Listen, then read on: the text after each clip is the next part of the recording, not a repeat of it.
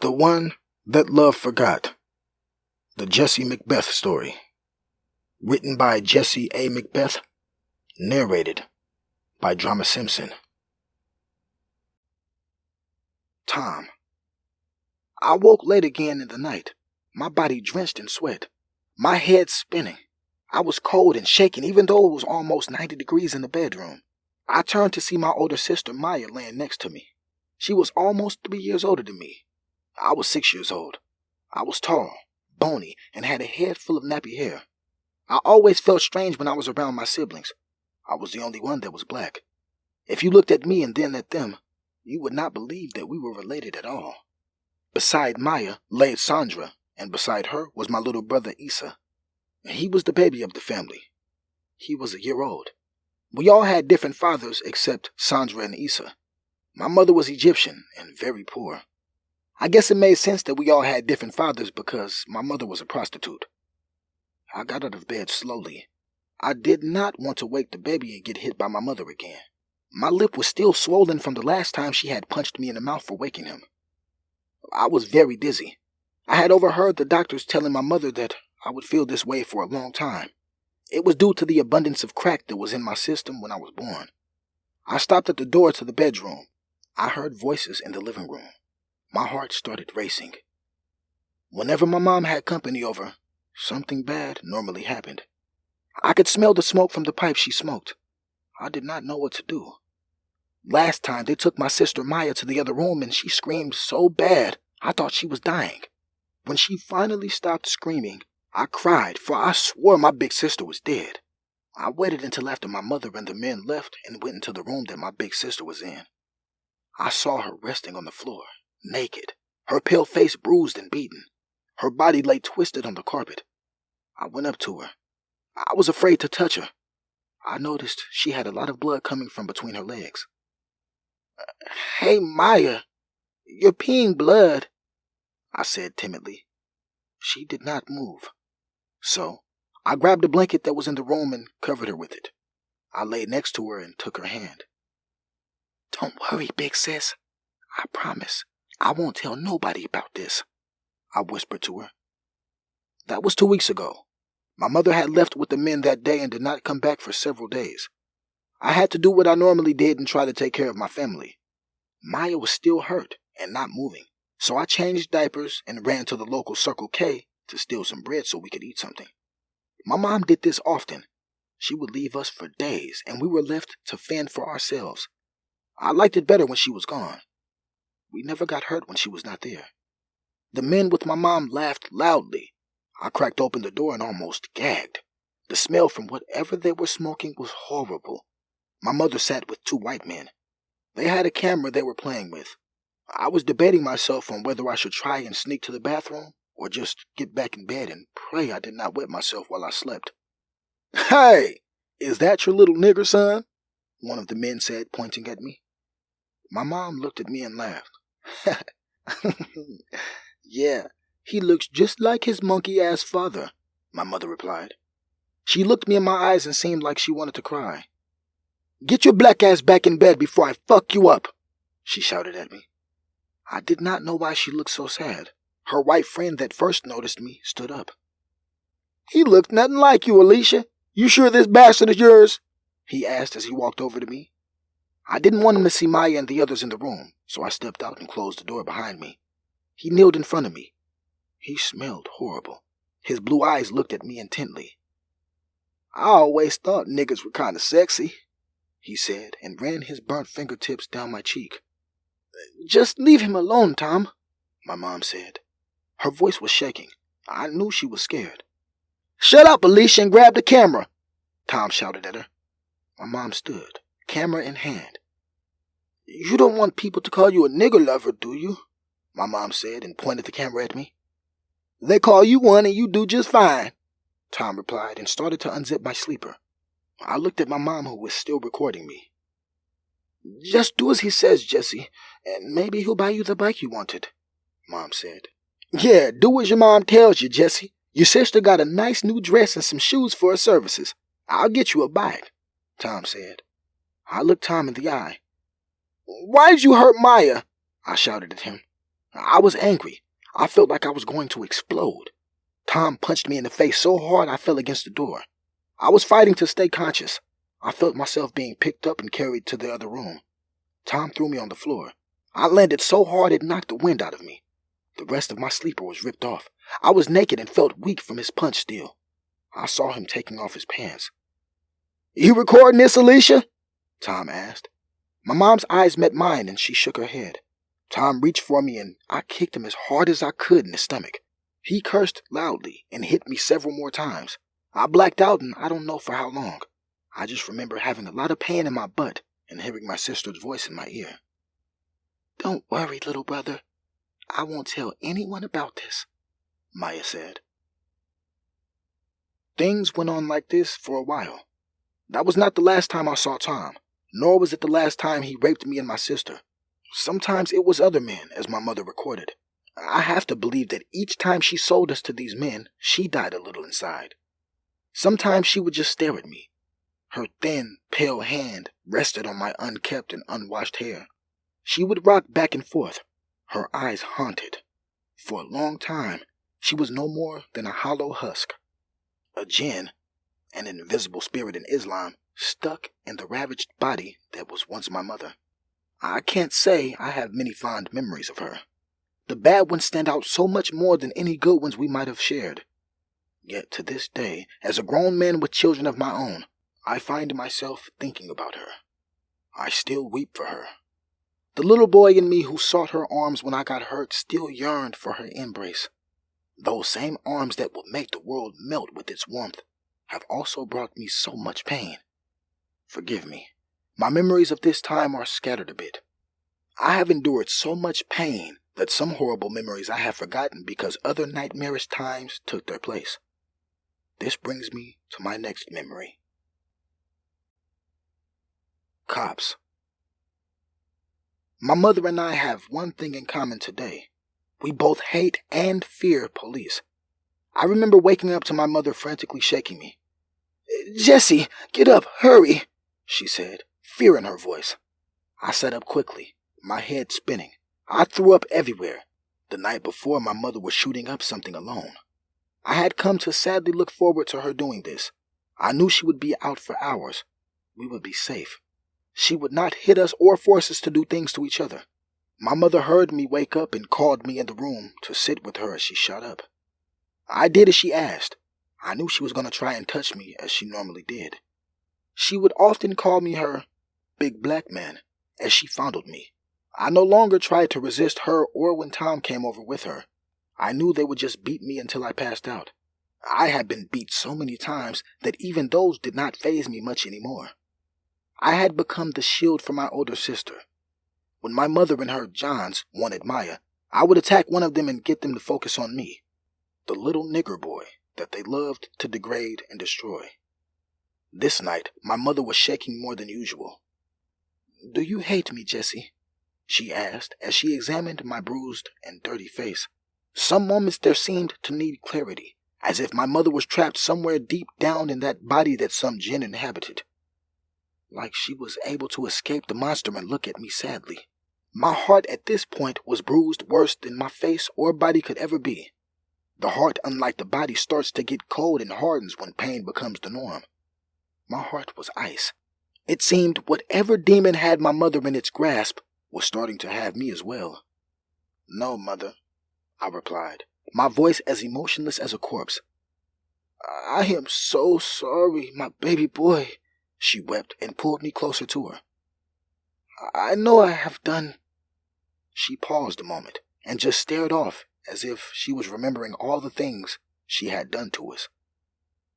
"Bad things." She paused again, her breath coming in ragged. She slowly put the needle to her arm. I watched as it pierced her flesh. Her blood blacked and bubbled around the needle and dripped down her thin skeletal arm. She sighed deeply as she injected the drug into her system. She rocked back and forth, her eyes rolled back. A thin stream of drool ran down her chin. I don't know how long I stared at her like this. I was waiting for her to lay down from her high and sleep. I wanted to go back to bed and lay with my siblings. After a while, she turned and looked at me again. her eyes a cloudy daze. The brief moment that my mother could be seen in those dark pools was gone. The gin was back. "You know what I do when I feel pain, my big black man," she said, her voice changing. It seemed darker and deeper. She reached over and started to fondle me. "I used to do this to your father," she said, and grabbed another needle filled with something. "I would touch him like this." She stopped to look at what she was doing to me. "Then, when he would get close to coming on me, I would give him some of this," she said, and held up the needle. "This needle takes away all the pain, Jesse," she said, then looked down again at my penis. "Why aren't you getting hard? Don't you think I'm pretty?" she yelled, getting frustrated that my 8-year-old beaten and damaged body was not responding to her molestation. She screamed in defeat and rejection. "Just like your fucking nigger father!" Tears ran down her skeletal face. She stared hard at me, rage burning in her eyes. I braced myself because I knew something was coming. My face was beaten the most, so I had covered my face with my arms and waited for the blows to come. The seconds ticked away as she just sat there staring at me. It seemed like I waited for hours for the inevitable to come. Finally, I felt a deep stabbing feeling in my leg. I screamed in pain. "Mom!" I croaked out as I felt her stab me repeatedly. My leg burned and my heart raced. She stabbed my leg so many times I lost count. She eventually exhausted herself and fell over, passed out. My leg was bleeding a lot. I didn't know how to stop the blood. I crawled across the feces and blood-stained carpet and found a towel. I sat in the bathroom crying. My head started to spin. "Is this dying?" I asked Allah. "If so, please take me now," I pleaded with Allah. I could not take another moment of this life. I eventually crawled to my bed. Now I sit here wondering what my mother feared so much. My leg looked horrible. I watched as my mother got the other kids up. "Little bitch, come here," my mother said, calling to Maya. She often called her names like that. Maya wiped the sleep from her eyes and hurried to answer our mother's call. She handed Issa to her and picked up Sandra. "Hurry out the back! Follow me and be quiet!" she snapped. There was a loud banging on the door. "TPD! Tucson Police Department," a man's voice boomed. "We know you're in there, Alicia," the man boomed again. This time he banged so hard on the door it seemed like the door would fall off its hinges. We ran out the back door only to see more cops. "Hurry, to the train tracks, Jesse. Remember, you're the man of the house and must protect us," she said and ran. The cops were not far behind. The train tracks led into an underground tunnel. We hid in that tunnel as we had many times before when someone came looking for my mother. But unlike the other times, these people were relentless. "Come out, Alicia!" the man boomed again. I could see him standing at the entrance of the tunnel with his flashlight. There was a younger, portly woman with him. She was dressed nicely. "All we want are your children and get you some help," the woman said in a soft voice. "See, Jesse, they want to take you from me. Remember, I told you they would come," my mother said as she handed me a knife. "You have to protect us." She pushed me in front of her. I held the knife up. I could barely stand because my leg hurt so much. My head was spinning from whatever drug that was in it. Maya ran forward screaming. "Help me, please!" she cried, and she ran to the portly woman's arms. "Call an ambulance! The kids are in horrible condition!" she shouted to one of the officers. "You fucking bitch traitor! I disown you! You little cunt!" my mother shouted at Maya. "My son has a weapon, and he will fight for me!" she shouted to the police. I heard several clicking sounds as guns were drawn. "Put away your guns! For God's sake, her son is 8!" the portly lady shouted. "Go, Jesse! Kill them, my big black man! Protect your family!" my mother shouted. I walked forward, my leg on fire. Taking a breath became agony. My head was spinning. I couldn't hear the shouts anymore. I just kept the knife up and put one foot in front of the other. As I got near the entrance of the tunnel, I saw several police officers, their guns pointed at me. I could see the portly lady's mouth moving. She was saying something to me, but for some reason I could not hear it. I took another step and my leg gave out. I landed hard face first on the cold, hard tracks. People were standing over me. Sirens were blazing. All I knew was, at that moment, I didn't feel any more pain or hear my mother's tormented voice. I just embraced the softness of darkness. Casa de los Ninos. I don't remember how long I was in the hospital. I just remember having a severe infection in my leg. I do remember the day that I got out of the hospital. I was sent to a place called Casa de los Ninos. It was an orphanage for the unwanted, discarded, and the abused. When I first arrived there, I had no idea what jail was like. Reflecting back on it now as an adult, this orphanage was structured like a jail. I was given hand-me-down clothes and put in the day room with too many other kids to count. It was hard for me my first day. I missed my siblings. I wondered where they were at and what they were doing. They needed me to protect them. This place kept me from that. My room was like a hospital room. It had 2 metal bed frames, one of which my thin-used mattress occupied. I had a roommate. He was another abused and discarded kid. He didn't like to talk. I remember him briefly. He was white. Very sad brown eyes and hair, the color of old wheat. Sleeping in the same room with another kid was a horror in its own accord. He would often scream in his sleep, reliving horrid memories that I did not want to fathom. He was not my roommate for very long. Whatever demons that haunted this kid won out in the end. I often think about him. I wonder how long he lay there in his bed dead before anyone noticed or cared. How many times did he cry out seeking help from any ear that would listen before it came to this? How many times was he ignored and discarded?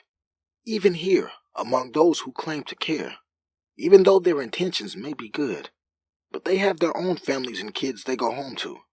It's hard for someone who has not lived in our shoes to even fathom the depths of our torment. I remember talking to him once. It was one of those sleepless nights that us orphans have many of, where we stare in the darkness and think what it would be like to have a family. Not just any family, but the perfect family. A father to hug and kiss you, to play catch with, maybe even teach you how to play ball. You know, the dad they advertise in every television show. The dad that everyone wants, but is denied to kids like us. The mom that bakes pies and sang you to sleep. I often wondered what it would be like to be loved like this. To not be here like I was. I remember my roommate that night. "You're up too, huh?" he asked me. His voice seemed far too old and far away for someone that has only walked this life for 8 years. I didn't answer him. I didn't want to be taken from this sweet fantasy of family. He seemed to understand. "So, who was it that hurt you?"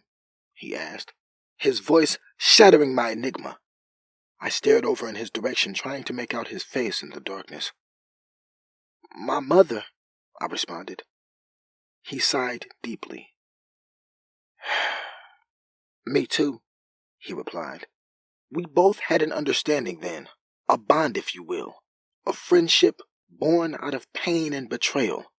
Nothing hurts a man more than being the victim of the womb that bore you. The wounds an abusive mother can inflict on a child stain the very soul. "I joined my mother tonight, you know," he said.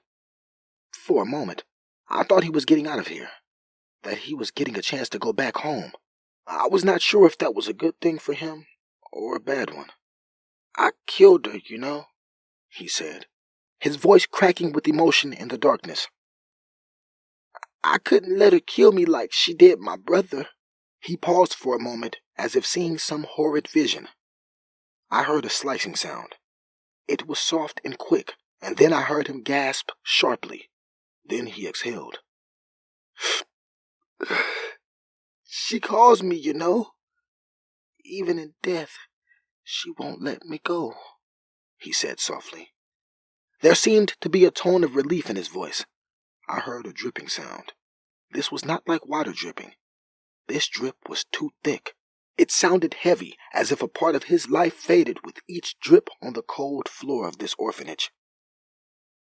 "Here I come, Mama. Please don't hurt us this time," he spoke. His voice barely a whisper. I could not see him in the darkness, but I swear I could see a smile on his pale face. He didn't say anything else. I thought he was asleep. I stared back off into my illusion of a family and eventually fell asleep to the soft drip of his life spilling on the floor. To this day, I wonder if he found his mom in death, if he forgave her. I still don't know his name or what he suffered. I have found comfort in cutting myself ever since. I'm not sure how long I stayed in Casa de los Ninos. I do have some fond memories of the place. I remember the cook there. Her name was Tony. She was Hispanic, I think. She was not the prettiest woman, but her heart shined with a beauty that defied her looks. I used to love going to eat, not for the bland, seasonless food, but to see Tony. She was always there with a smile and something to say. She was one of the few bright spots in that dark place.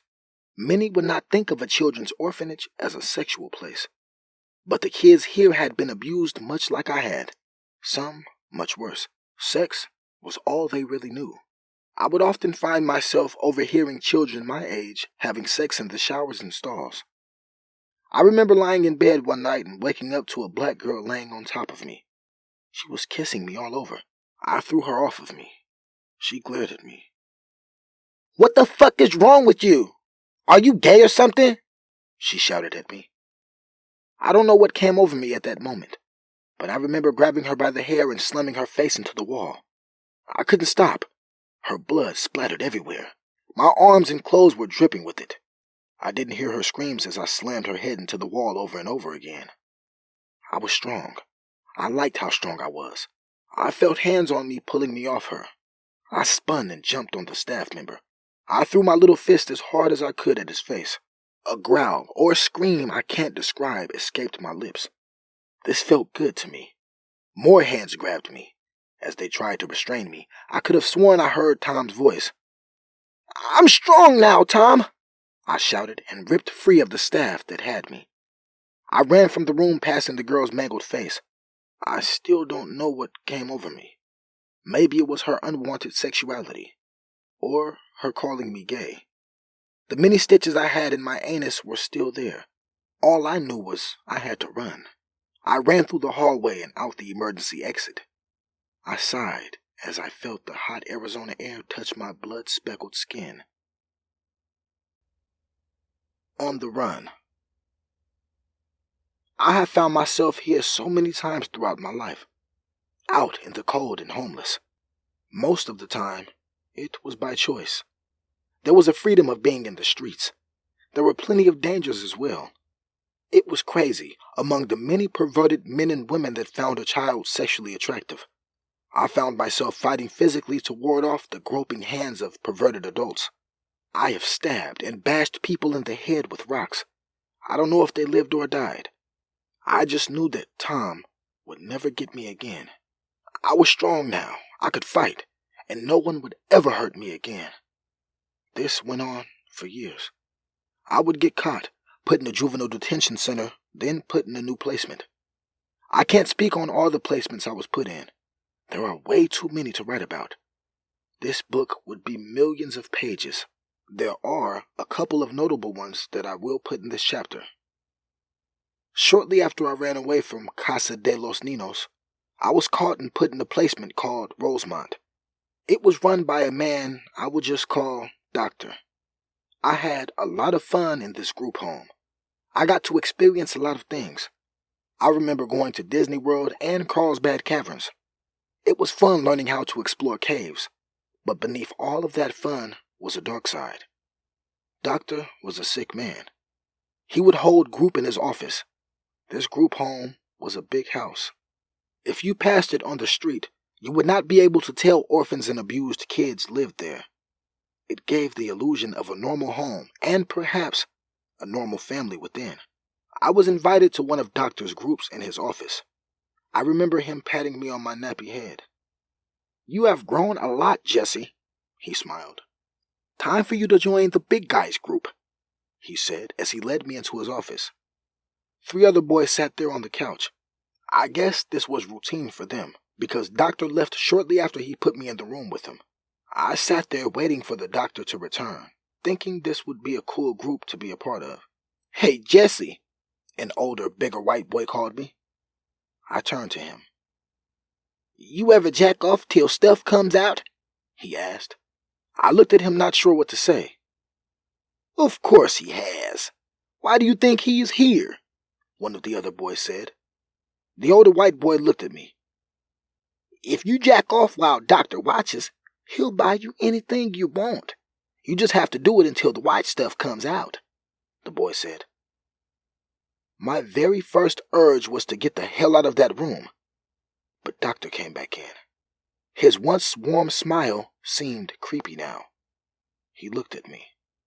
I got something you've been wanting, Jesse, he said, and reached in his desk and put an unopened Game Boy on his desk. I did want one of those. You're not going to touch me, right? I asked. Doctor smiled. Only if you want me to. I'm content in watching you touch yourself, he replied. The other boys already had their penises in their hands and were stroking themselves. I couldn't look at them. I felt like I was going to vomit. Doctor picked up the Game Boy. You want this, right? He asked. I nodded. Then don't be shy. Do what the other boys are doing and it's yours, he said softly and put his hand on my head trying to ruffle my thick nappy hair. I pulled out my penis. The doctor smiled. I like the black ones. He stared at me as I started to stroke it. My penis would not get hard. You have to do better than that if you want this Game Boy, Doctor said. I closed my eyes and stroked faster, but still nothing. Doctor got up and walked over to the older boy and put his penis in his mouth and started to suck it. The older boy groaned. I felt bile in my throat. I wanted to throw up.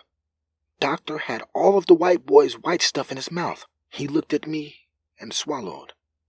I guess you're not ready for the big boys group, Jesse, he said, a look of disappointment on his face. He pulled several $100s out of his wallet and gave it to the other boys in the room. You want some money, Jesse? Doctor asked. I nodded. Then make something happen for me. He reached in his desk and grabbed a small medication cup. Fill this up for me and I'll give you the Game Boy, he said as he handed me the cup. I took it and went in the bathroom. I sat on the toilet. My heart was racing. I could see Tom's shadow standing by the sink. Everyone loves little nigger boys, he mocked. I had to do something. I felt like I was going to pass out. I needed to relax. I had a pencil in my pocket. I bit the metal part that held the eraser until it was a sharpened point. I pressed it to my arm and sighed as I drew down hard. The blood bubbled out of the cut like it needed to escape just as much as I needed to. Tom's mocking laughter disappeared, and I was able to focus and fill up that cup for him. I wrapped toilet paper around my arm and knocked on Doctor's office door. He opened with a smile on his face. The other boys were gone. I gave him the medicine cup. See, I knew you could do it, he said, motioning me to sit on the couch. He wanted me to sit in the same spot where he sucked the other boy's penis. I didn't want him to touch me. He shrugged when I didn't move. He handed me the Game Boy. You earned this, he said. Then he motioned for the door. As I was leaving, I saw him put my cup to his lips. I knew I could not stay here much longer.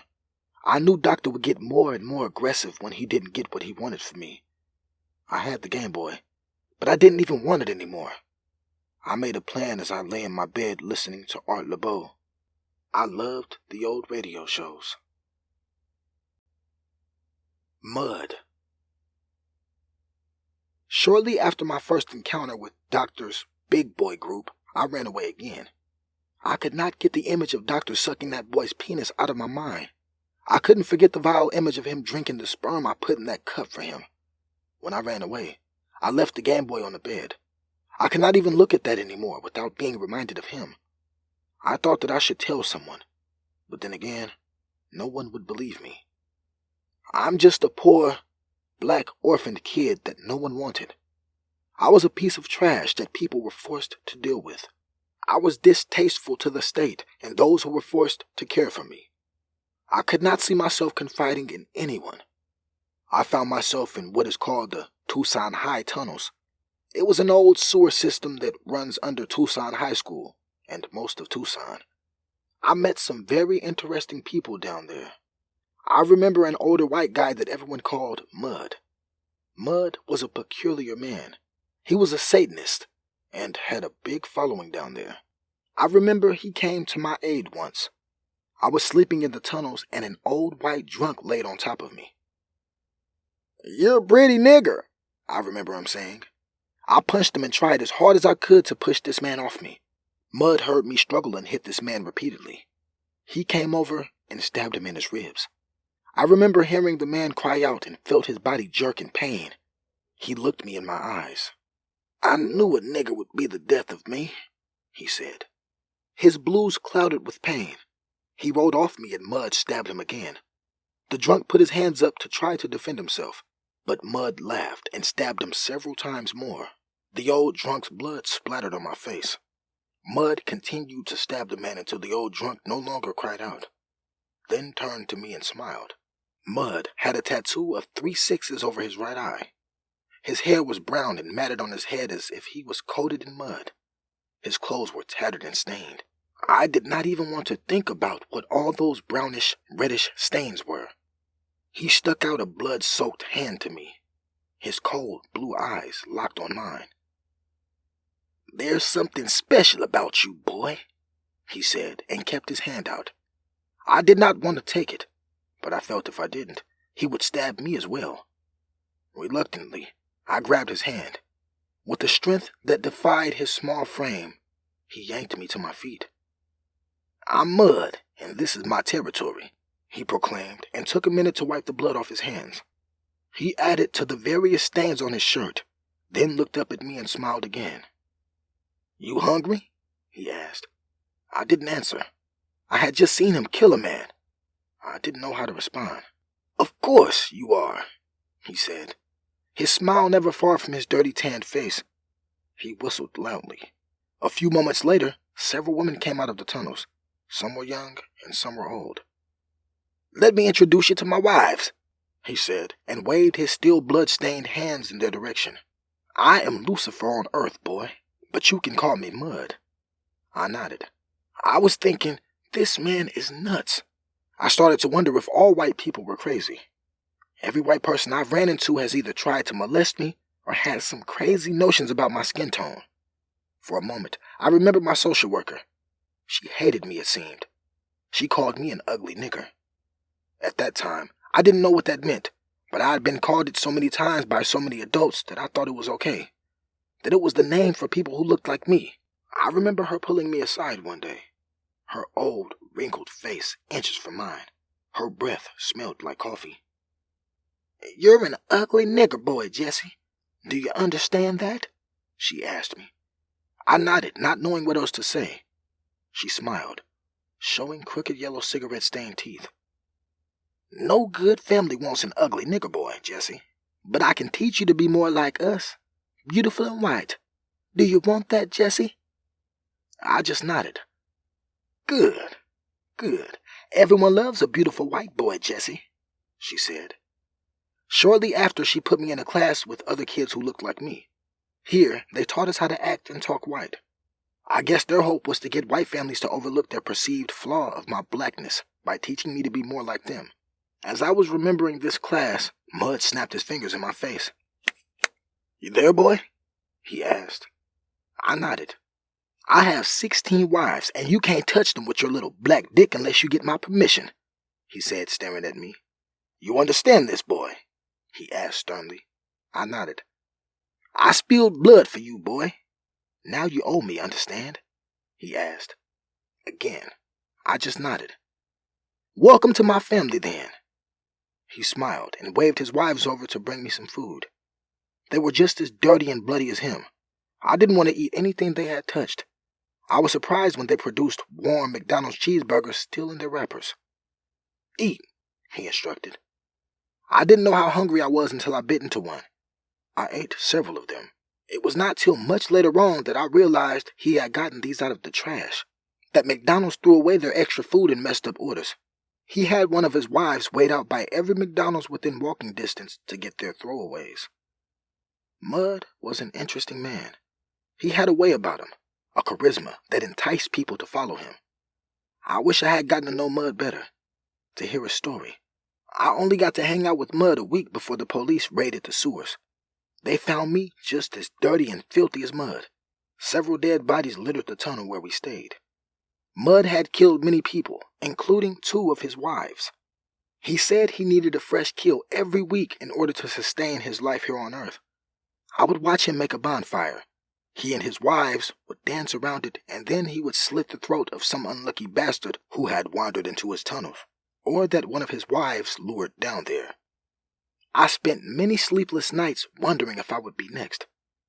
I was both intrigued by Mud and terrified. I did not know if I would be the next one he would sacrifice, the next throat he would slit and push my steel-choking corpse into the fire to watch me burn. The screams were curdles, wheezes that escaped through where he slit their throats. The smell of burnt flesh and death filled the tunnels. He and his wives would go crazy as they danced, screamed, and moaned. They would touch each other and play in the blood of their victims. Mud and his wives attacked the police as soon as they saw them. When the first gunshot lit up the tunnels, I ran and hid under the bodies they piled to be burned. I remember my heart racing in my chest, feeling the blood and fluids of the bodies. I gagged. The smell rocked me and made my head spin. More gunshots and shouts of pain. Then I heard a thud next to me. I opened my eyes and saw Mud lying in front of me. His blue eyes seemed to glow with some inner religious fire. He smiled at me, his teeth covered in his own blood. I could not turn away from him. I didn't take my gaze from him until the light faded from his eyes. I knew Mud was dead. I did not know for how long I laid there under the dead. As crazy and as terrifying as he was, he had been the closest thing to a father to me. I never knew my father. I didn't even know his name, nor would I till many years later. "Hey, there's a boy here!" I heard one of the cops shout as they were pulling Mud's body away. All the police had masks on. Even then, many of them gagged. I was pulled from under the bodies with rough hands. It was a grotesque sight. I looked no more than a cadaver myself. My hair was matted in blood and other body fluids from countless bodies. My clothes were tattered and stained. "What's your name, son?" a cop asked me. One was brave enough to kneel next to me and look me in my eyes. I didn't answer him. "Call the paramedics and child services ASAP!" the cop ordered the others. He stood next to men talking. All I saw was his mouth moving. My knees felt weak and my head started to spin. This feeling was familiar to me. I remember it back when the cops cornered my mother. I knew the hard floor and darkness was coming next, and sure enough, it did. Another placement. After the incident with Mud, I was placed in a mental health facility for several months. Not much happened there. Just treatment and the bullshit they want to pass as child psychology. The next couple of years were kind of a blur. They had me on a ton of medication. I guess since they could not understand that I was angry about being raped and sold for a bag of crack by my mother. Being treated like a thing and piece of filth by every white person I've come across. I was either treated sexually by so-called professionals in the child welfare community or called a nigger and treated like a slave. I was very angry. At this point in my life, I started to fight. I would fight anyone who looked at me differently. I got so tired of being called a nigger, a monkey, or to go back to Africa. I had never been to Africa. All I had ever known was America and the evil, pedophile white men that infested it. The racism that made me aware that I was black before I even knew what black was. Of course, I was angry. Of course, I became violent. Every man reaches a point in their life when they decide it's time to fight.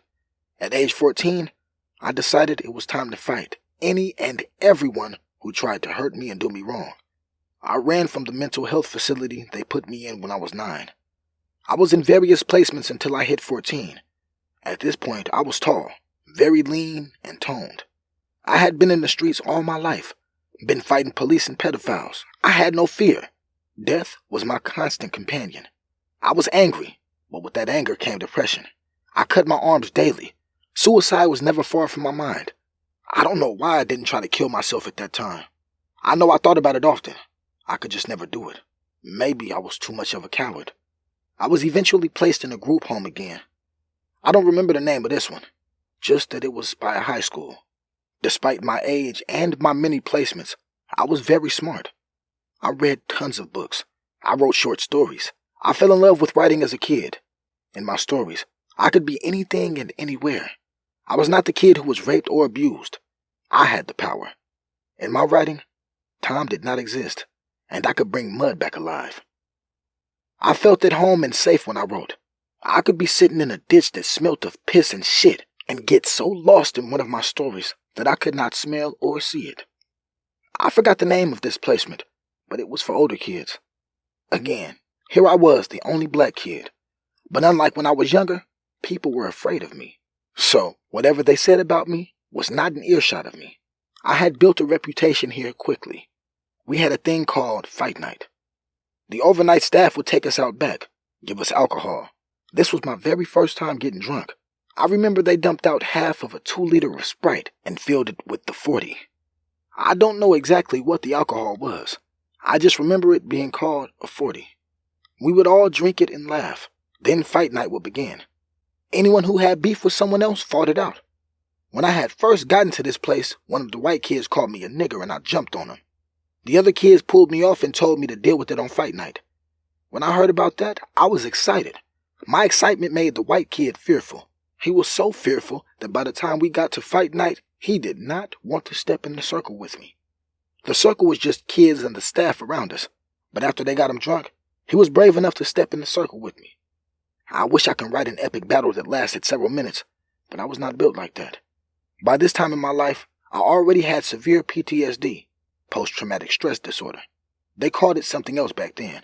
A fight was not a normal thing for me like it was for other people. Most people could fight, then stop once their opponent was down and walk away the victor. Not me. I brought a level of aggression that most had never seen. A fight for me was life and death. If we were fighting, my mind processed it as you were trying to kill me. So, I would kill you first. When that white kid took his first swing at me, I easily sidestepped him and hit him in the throat, as hard as I could. I remember him gasping for air and spitting up blood. He fell to one knee clutching his throat. I looked him in the eyes. That alcohol-born courage was gone. He was terrified. In me, he saw his demise. His fear made me feel good. I kicked him as hard as I could in his face. I watched as his head snapped back hard and fell flat on his back. I jumped on him and sat on his chest. I just threw my fist at him. I swung so many times I lost count. "He's gonna kill him," someone said. Then I heard my name being shouted by several people. I didn't care. He and no one else would call me a nigger. As I was beating his face in, I saw Tom's face. Each blow became harder and more desperate. I so wanted to kill Tom. I felt hands on me, many of them. I spun and started to hit everyone. I didn't realize I was crying and had been shouting Tom's name. "I don't want to have to call the police, Jesse. We will all get in trouble," the staff member said. It took a minute to register. My breathing was heavy, and I started to get really dizzy. All the alcohol I drank was finally hitting me. I found myself lying on the floor. The world was spinning rapidly. I closed my eyes. I didn't want to look around and get dizzier. "Shit, he drank too much," the staff said, and got one of the bigger kids to help him pick me up. They carried me to the bathroom and put me in the tub. They started to take off my clothes but stopped when they saw the look in my eyes. They turned on the cold water and let me sit there. I can't count the amount of times I threw up, nor do I remember changing my clothes and lying in my bed. After that fight, no one wanted to fight me, nor would they allow me to drink again. Fight night still went on. I just couldn't participate. I had to agree with them. I would kill someone. They would be just as guilty as I was by getting us drunk and encouraging us to fight.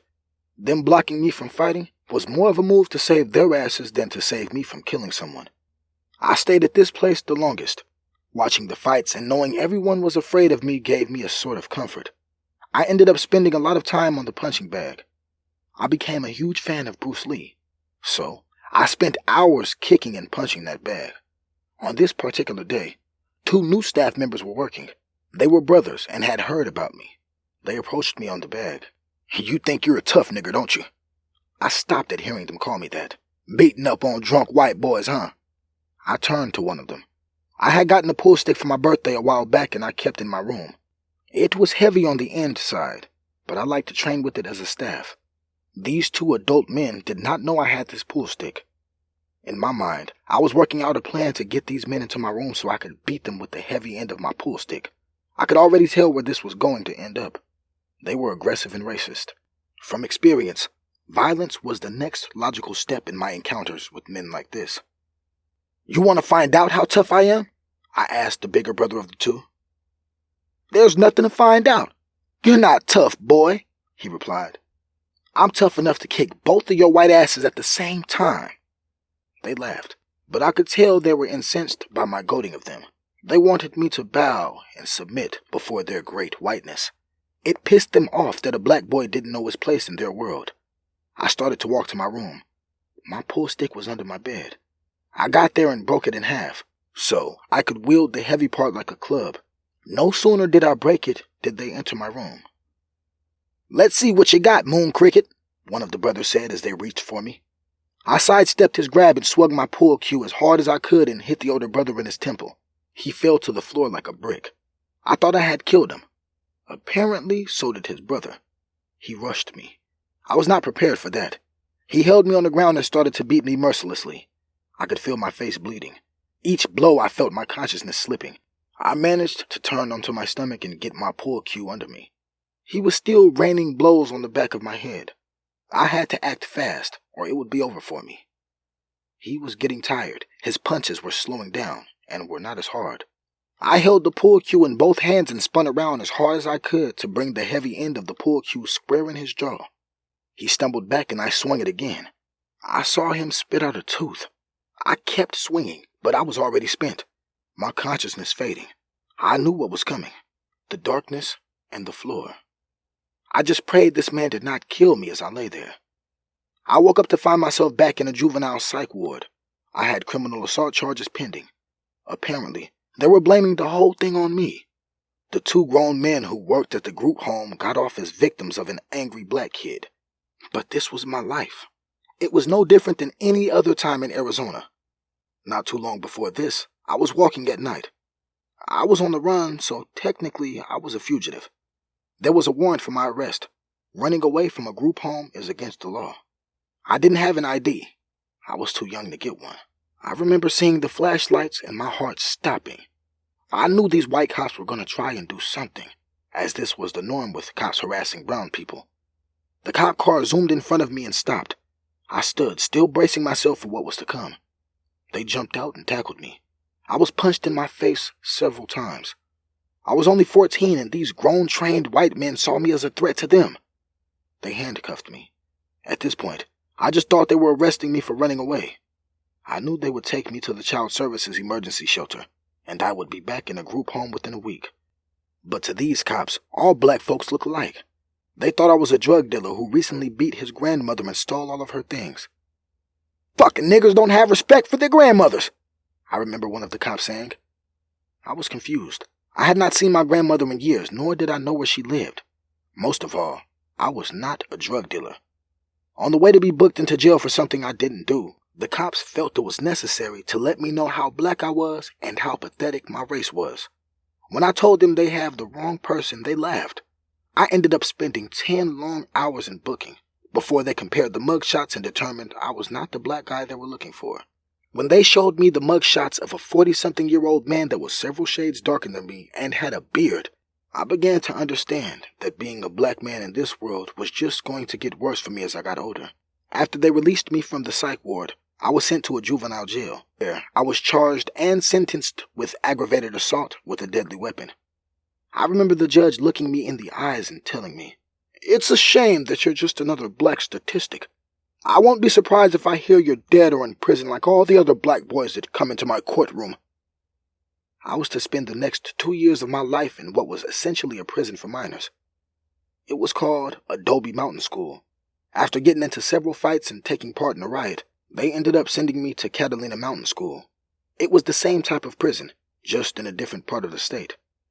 Writing about my life there would take another book, but nothing of note there happened outside of the norm that you would find in just about any prison. Free at last. The day had finally come when I was getting out of juvenile prison. I was honestly sad. I had just turned 16, had passed my GED test on my first try. I knew I was going back out to be homeless and in another group home. But now I was starting to worry. 18 was 2 years away, and I had nothing and no one to fall back on. I had no idea how to live a normal life like a normal person. I wasn't sure if I could, after all I had endured and seen. I was sent to another group home. This one was a bit different. It was for older kids who were facing adulthood and would have no more support from child services. All the kids had an apartment. The state had bought an old motel and turned it into a home for young adults. I was taught to cook my own meals, how to balance a checkbook. I got a job at the airport. I was a cook at California Pizza Kitchen. Part of the program there was they took 75% of my check and put it in the savings for me. I didn't run from this group home. I needed to learn these skills because adulthood was coming quickly. When I turned 17, I had bought a cell phone. It was an old Sprint phone. The phones back then were not nearly as fancy as what we have now. But I was proud. It was my first phone, and it was mine. I bought it with money I had earned and would also pay the bill with money I earned. Back then, there was a popular phone dating service called Live Chat. You get a free trial the first time you called. I wanted a girlfriend. Everyone else had one, so I figured this was the next step in becoming a man. I met Gloria off that line. She was a 45-year-old wealthy black woman that would end being my next step into manhood. But before I start on her, let me tell of Jan. Jan was my counselor at this group home. She spoke to me once a week for an hour. We discussed my life and how things were going. I had no clue that she fantasized about me, that over the year that she was my counselor, she was building me up to sleep with her. One night, as I was walking back to my apartment from the bus stop, Jan called me. "Hey, it's Jan." I didn't know what to say. It was late, and I thought it was strange she was calling me. I was not attracted to Jan at all. She was a bigger, red-headed white woman. She was a ginger and had many freckles. I also was just not into white women. My mom could pass for white, and every white or Arab woman I saw reminded me of her. I could not see myself touching one. Not only that, but after all the racial stuff I've endured over the years, I became disgusted at the thought of white women, because with white women, there were white men. With white men, I was abused and subject to racial abuse. I just steered clear of white people in general. "Oh, hey, Miss Jan," I responded. The phone was silent for a moment. "Do you know how to drive?" she asked. Again, I thought this was a strange question. The reality was, I didn't really know how to drive yet. I stole a car when I was 11 once. It was an older car, and the keys were in the ignition still. I was able to drive it, but I was very scared. I took the stolen car on the freeway and almost crapped my pants. Smoke started to come from under the hood, and the steering wheel was locking up. I got off the freeway and pulled into some random parking lot and left. Shortly after, the car caught fire. I ran as fast as I could away from there. "Yeah, I can drive," I lied. Jan was silent again for a moment, as if contemplating if she really wanted to do this. "Here's the thing, Jesse. I am drunk, and I need someone to drive me home." My heart started to race. I knew something was up. As much money as she made, she could just call a cab. But she called me. I was her client and 17. "Okay," I responded. She told me where she was located, and I walked a couple miles to the bar she was at. I called her when I was outside. She smiled when she saw me. She handed me her keys and pointed to a newer green car. I opened the door and sat in the driver's seat. I was nervous. I was behind a wheel that I really didn't know how to drive. But I already knew what she wanted from me. I was going to drive her home and see if I could get out there. Maybe walk back to the group home. "You okay, Jesse?" she asked. I nodded. She put her hand on my thigh and rubbed it. I felt my heart in my throat. I started to back the car up. Thankfully, I did that smoothly. But I did it so slowly that she knew I didn't know what I was doing.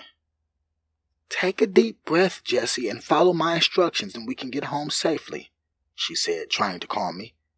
Looking back at my encounter with Jan, I had to wonder what about her made her attracted to vulnerable, abused kids. She was a woman and had money. Men, for the most part, didn't have very high standards when it came to sex. Even though she was not very attractive, most men would still sleep with her. But I took a deep breath and followed her instructions. As we got closer to her house, she leaned over and started to suck on my ear. "You're mine tonight, Jesse. You know that, right?" I didn't answer. Jan was smart, so she probably knew I didn't want to do this. "If you don't, I'll make a report stating you were out past curfew at the bar. Not only would that violate your probation, but it would get you kicked out of the program and back in the streets." She paused a moment. "Do you want that?" she asked. I shook my head. She pointed to a house and instructed me to pull into the driveway. "When we get in here, you do as I say and please me. If you don't, you're going back to jail. Just so you know, I'm white and you're black. All I have to say is you tried to rape me, and you will never be free again." She whispered in my ear and sucked on it again. I was scared now. I didn't want to touch her, but I also didn't want to go back to jail for something not my fault again. I went in her home and did everything she asked. I tried my hardest to please her. Several hours later, she laid there snoring, and I got dressed and ran out of there. I had to be at work around noon the following day. I have never missed a shift. I knew it was going to be a long walk home, but I'd rather endure the walk than have to stay another moment with her. She tasted like cheap beer and cigarettes. She made me go down on her. The smell that emanated from her vagina made me gag thinking about it. She knew everything about me. She was my counselor. She knew my file. She knew what I had endured. It seemed as though she wanted to torture me. She would run her hands through my thick hair as my tongue was in her. "Keep it up, my big black man," she mocked me, using what she knew my mother called me to make this experience even worse for me. I had to stop. I sat down and vomited.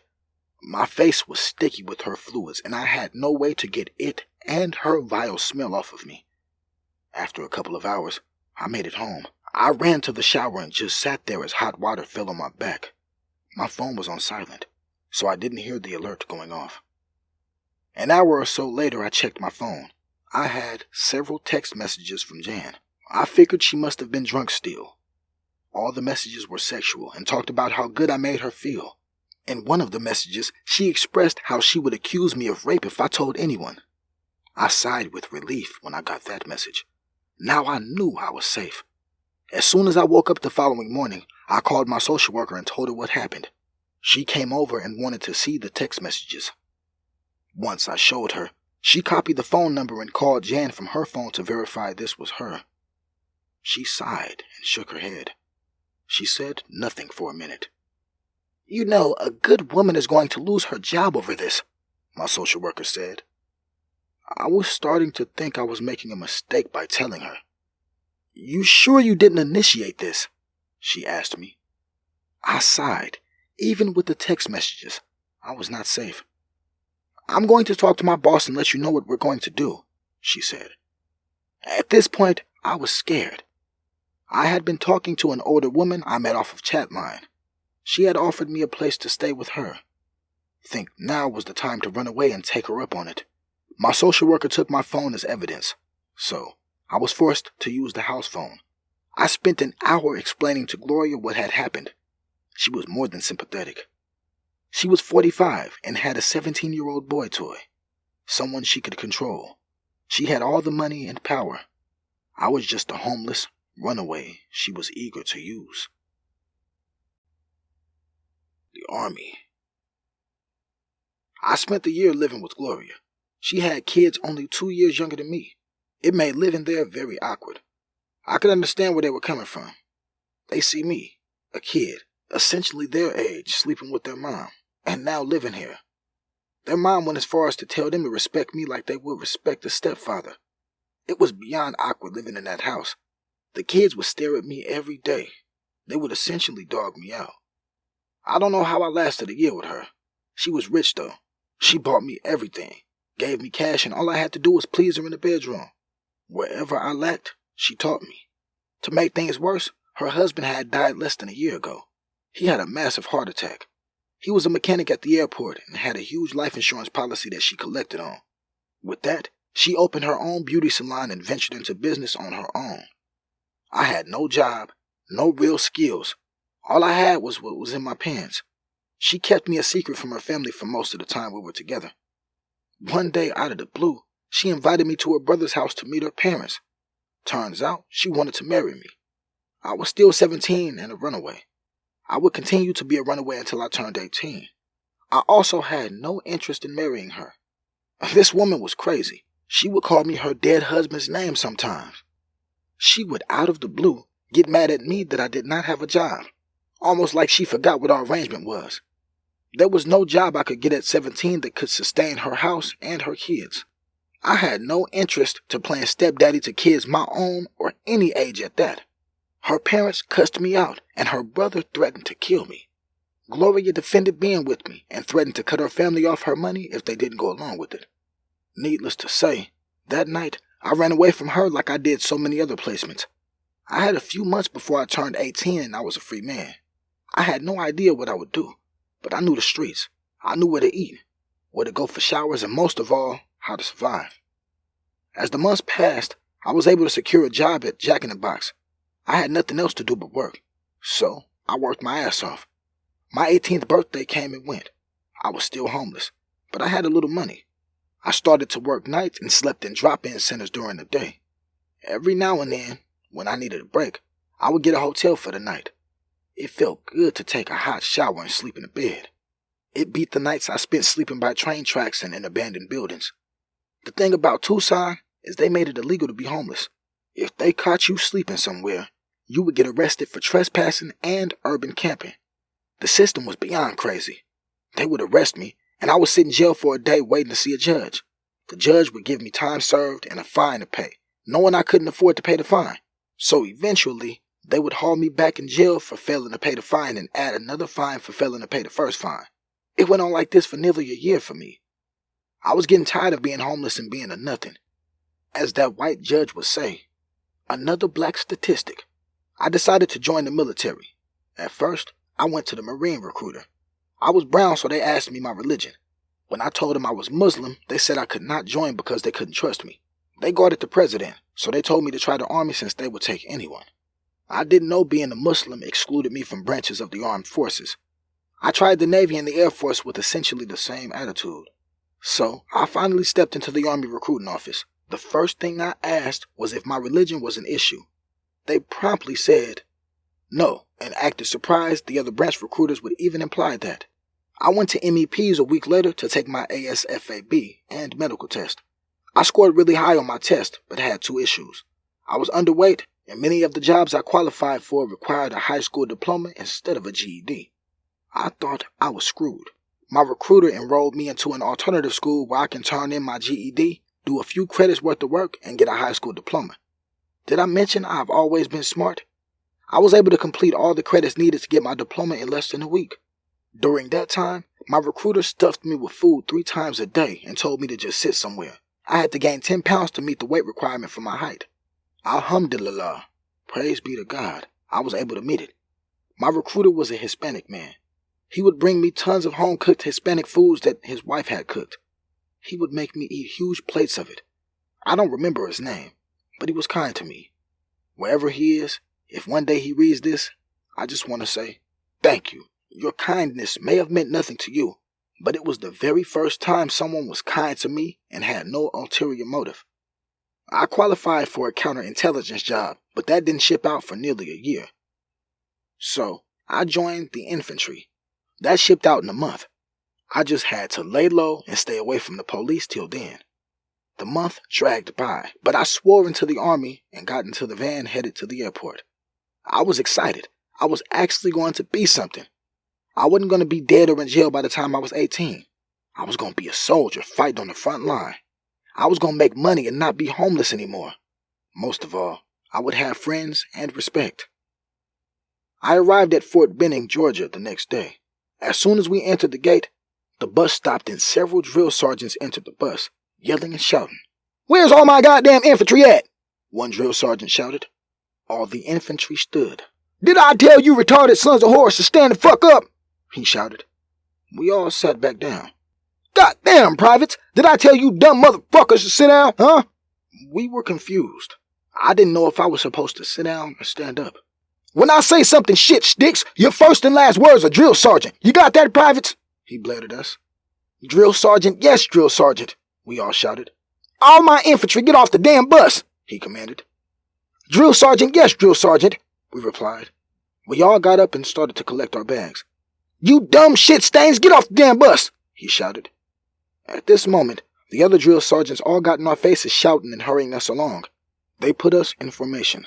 All you other freak MOs, put your heads in your lap. You don't deserve the honor of looking at the infantry, one of the drill sergeants commanded. All of our badges were thrown into a pile before us. We had less than a minute to get our bag and get back in formation. Of course, we failed. Our drill sergeant took the opportunity to call us names and make us do push-ups. Once we were finally able to get it done the way he liked, he got us in 2 lines of 2. We had 3 miles to run to finish processing in. By the time we got there, I was out of breath. But I would be here for a few days to get my shots, IDs, and uniforms. Then we had to grab our bags again and jog a couple miles downrange. The first day of actual basic training was brutal. We were divided into our training platoons and stood in formation in front of them. We were going to be introduced to our drill sergeant. 2 black men approached us. They glared at us like they were not happy with what they saw.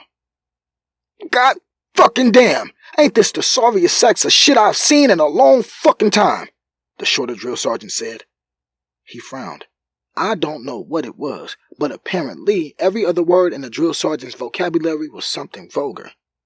The taller drill sergeant just glared at us. I'm Drill Sergeant Billy, and this is Drill Sergeant Walters. We are here to mold you sacks of shit into men. From this day until you graduate, we are your fucking daddies. When you graduate, punch the man that raised your worthless ass in the damn nose. Not a man stands before me here, Drill Sergeant Billy shouted and spat on the floor. Drill Sergeant Walters stepped forward with the canteen in hand. Here at Fort Benning, we force hydrate. So when I say drink water, you shout, drink water, as loud as you can, and drink your whole canteen. He paused for a moment and paced in front of us, his canteen still in the air. Once you have drank it all, put it over your head like this, he shouted, demonstrating how it should be done. He walked back in front of us and shouted, drink water! We all grabbed our canteens and drank as quickly as we could. As we were drinking, the drill sergeant got in our faces shouting nonsense. My stomach was beyond full as I put my canteen over my head as instructed. I felt like I was going to puke if I moved too quickly. Apparently, I was not the only one. The man behind me threw up all over the back of my boots. What the holy fuck is this, Private? Drill sergeant shouted in the man's face. Something about seeing and hearing someone throwing up triggers others to gag and vomit. Several others puked, followed by others. The drill sergeants looked at us with disgust. Front-leaning rest position, you retarded fucks! Drill Sergeant Walters shouted. I couldn't believe he was going to make us do push-ups and all this throw-up. But we did. Others were still throwing up as they did push-ups. There was not much vomit by me, but the smell of it was everywhere. I don't know how long that went on, but eventually we all got to shower. After we showered, we were instructed on how to make our bunks. The drill sergeant destroyed our falsely made bunks many times until we eventually got it done right. Before we went to bed, we all had to go around and say where we were from and why we joined the army. I guess here is where I made my mistake. When it was my turn, I spoke on being a Muslim and speaking Arabic, my desire to translate it in the army. The stare that Drill Sergeant Walters gave me made my hair stand on end. 4 weeks passed by without an incident. I was doing great and was in the top of my class. Most of this was cake for me. I grew up fighting, living in the street and running from cops, so the physical training and stress was nothing to me. Over those weeks, Drill Sergeant Walters' stare never left me. It seemed like something was brewing in him. There was a hate, a disdain there for me. It couldn't be because I was black, because so was he. I became weary of him. His hate for me was revealed. In the brief moments of free time I had in the training bay, I read my Quran. Others slept or polished their boots. Some wrote letters to their families. It was our free time, so we found a way to make it worth it. As I was reading, there was suddenly a dark shadow blocking my light. I looked up to see Drill Sergeant Walters. My heart sank. I could feel something was about to happen. What you reading there, Private? He asked. Drill Sergeant, my Quran, Drill Sergeant, I replied. So you're reading some terrorist bullshit as we are at war with terrorists that read that same bullshit? He said loudly. Anger boiled in me. I guess he could see it in my eyes. He smiled darkly. Does that make you mad, Private? He asked. Drill Sergeant, no, Drill Sergeant, I lied. His smile deepened and he snatched my Quran out of my hands. I bet you want a suicide bomb now, huh, Private? He shouted, waving my Quran in the air. Drill Sergeant Walters walked around the bay. Listen closely, privates. This is the face of terrorism, he shouted, using my Quran to point at me. Watch this terrorist closely. It's his people who are killing your brothers in arms. His people that stole our planes and crashed them into the towers. His people that read this same shit book that he reads, Drill Sergeant Walters said. He opened my Quran to a random page and spat in it. I would not want this fucker with me in a firefight against his own people, he shouted and threw my Quran across the bay. I glared at the drill sergeant. My first impulse was to rip out his throat. You want your book of goat fuckers, Private? He shouted at me. I nodded. Go crawl on your hands and knees like the bitch you are and get it. I started to walk over to my Quran. On your knees, Private! Crawl like the bitch you are, he shouted again. I reluctantly got on my knees and crawled to my Quran. As I went to pick it up, he stepped beside me. Pick it up with your mouth, bitch, he shouted in my face. Drill Sergeant, yes, Drill Sergeant, I shouted angrily. I leaned forward and gently bit my Quran and crawled like a dog back to my bunk. The drill sergeant laughed hard. Many of the other initial entry soldiers laughed with him, shaking their heads at me. Lights out, privates, he shouted and turned out the lights. I didn't get much sleep that night. Not like sleep was something we got much of anyway. I felt like I was trapped in an enemy encampment. I wanted to leave, but I didn't want to be homeless again. I didn't want to let another bigot be the cause of my failure. I decided to let it go and tough it out. I prayed and cried on my mat. I was so angry and felt so disrespected. I wanted to slit his throat while he slept. The next day we were going to the range. I was paranoid the whole time there. No one wanted to partner up with me. I could feel everyone's stares and hear their whispers. I knew I was going to have to fight many of these guys if I was going to survive basic training. That day was one of the longest days of my life. When we got back to the training bay, I hit my bunk and just wanted to sleep. I wanted to get through the few weeks left as fast as I could. But unfortunately, the drill sergeant had gotten into the heads of the other trainees. They thought I was a terrorist plant. They thought it was their duty to kill me. As I lay on the top bunk sleeping, they crept beside me. One of them put his army-issued duffel bag over my face. My eyes snapped open. Before I could move, I was pulled off the top bunk hard. I had my breath knocked out of me. I gasped for air trying to swing. I felt a hard kick to my ribs and another in my jaw. I was hit and kicked repeatedly. You fucking Haji, someone said. You don't belong in our army, another said. I'm going to kill you, fucking sand nigger, someone spit at me. My head was bashed into the ground. My world was spinning. I felt myself being dragged. They pulled me to the middle of the training bay. They bound my hands and beat me again here. My body felt heavy. I was bleeding from several places.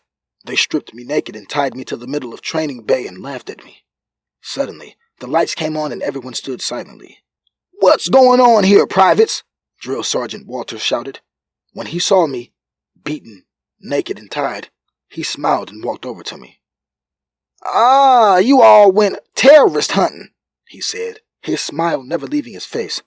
He walked to my bunk and found my Quran. I kept it under my pillow as I slept. I wanted it close to me at all times. He opened it and ripped out a random page. Where is Allah, Private? He asked me. I didn't answer. I don't think I could answer. I was barely conscious. Open his mouth, Drill Sergeant Walters ordered the other privates. I was punched several times more and my mouth forced open. The drill sergeant ripped several more pages out of my Quran and shoved it down my throat. You know you're going to die here, terrorist. As he ripped more pages and pushed them past my bloody lips into my mouth. You know what we do to dead terrorists? Drill Sergeant Walters asked. He unzipped his pants and started to urinate in my face. Your terrorist goat fucking God can't save you, he laughed. I guess this was it for me. I was going to die beaten and pissed on in the military base, betrayed by those who took the same oath as me. Oh, Allah, forgive me, I said to myself, but it came out as a barely audible groan. What is that, Private? The drill sergeant asked and removed the now bloody pages of the Holy Quran from my beaten mouth. I met the drill sergeant's gaze. I started to say, Ashhadu alla ilaha illallah, but was stopped by a hard punch to my jaw. Blood dribbled down my chin. Wa ashhadu anna Muhammadar Rasulallah. I smiled as I said it. I was hit again. This time, I lost consciousness. They kept me there for 2 days torturing me and beating me. I was fed pages of my Quran, pissed on and beat every night. One of the privates even tried to waterboard me as I sat there naked and tied to the pole in the middle of the training bay. The night of the second day, the drill sergeant leaned down and whispered in my ear, "I'm gonna kill you tomorrow, terrorist. New soldiers die all the time in training," he said, smiling, and left. I was beat again until I lost consciousness.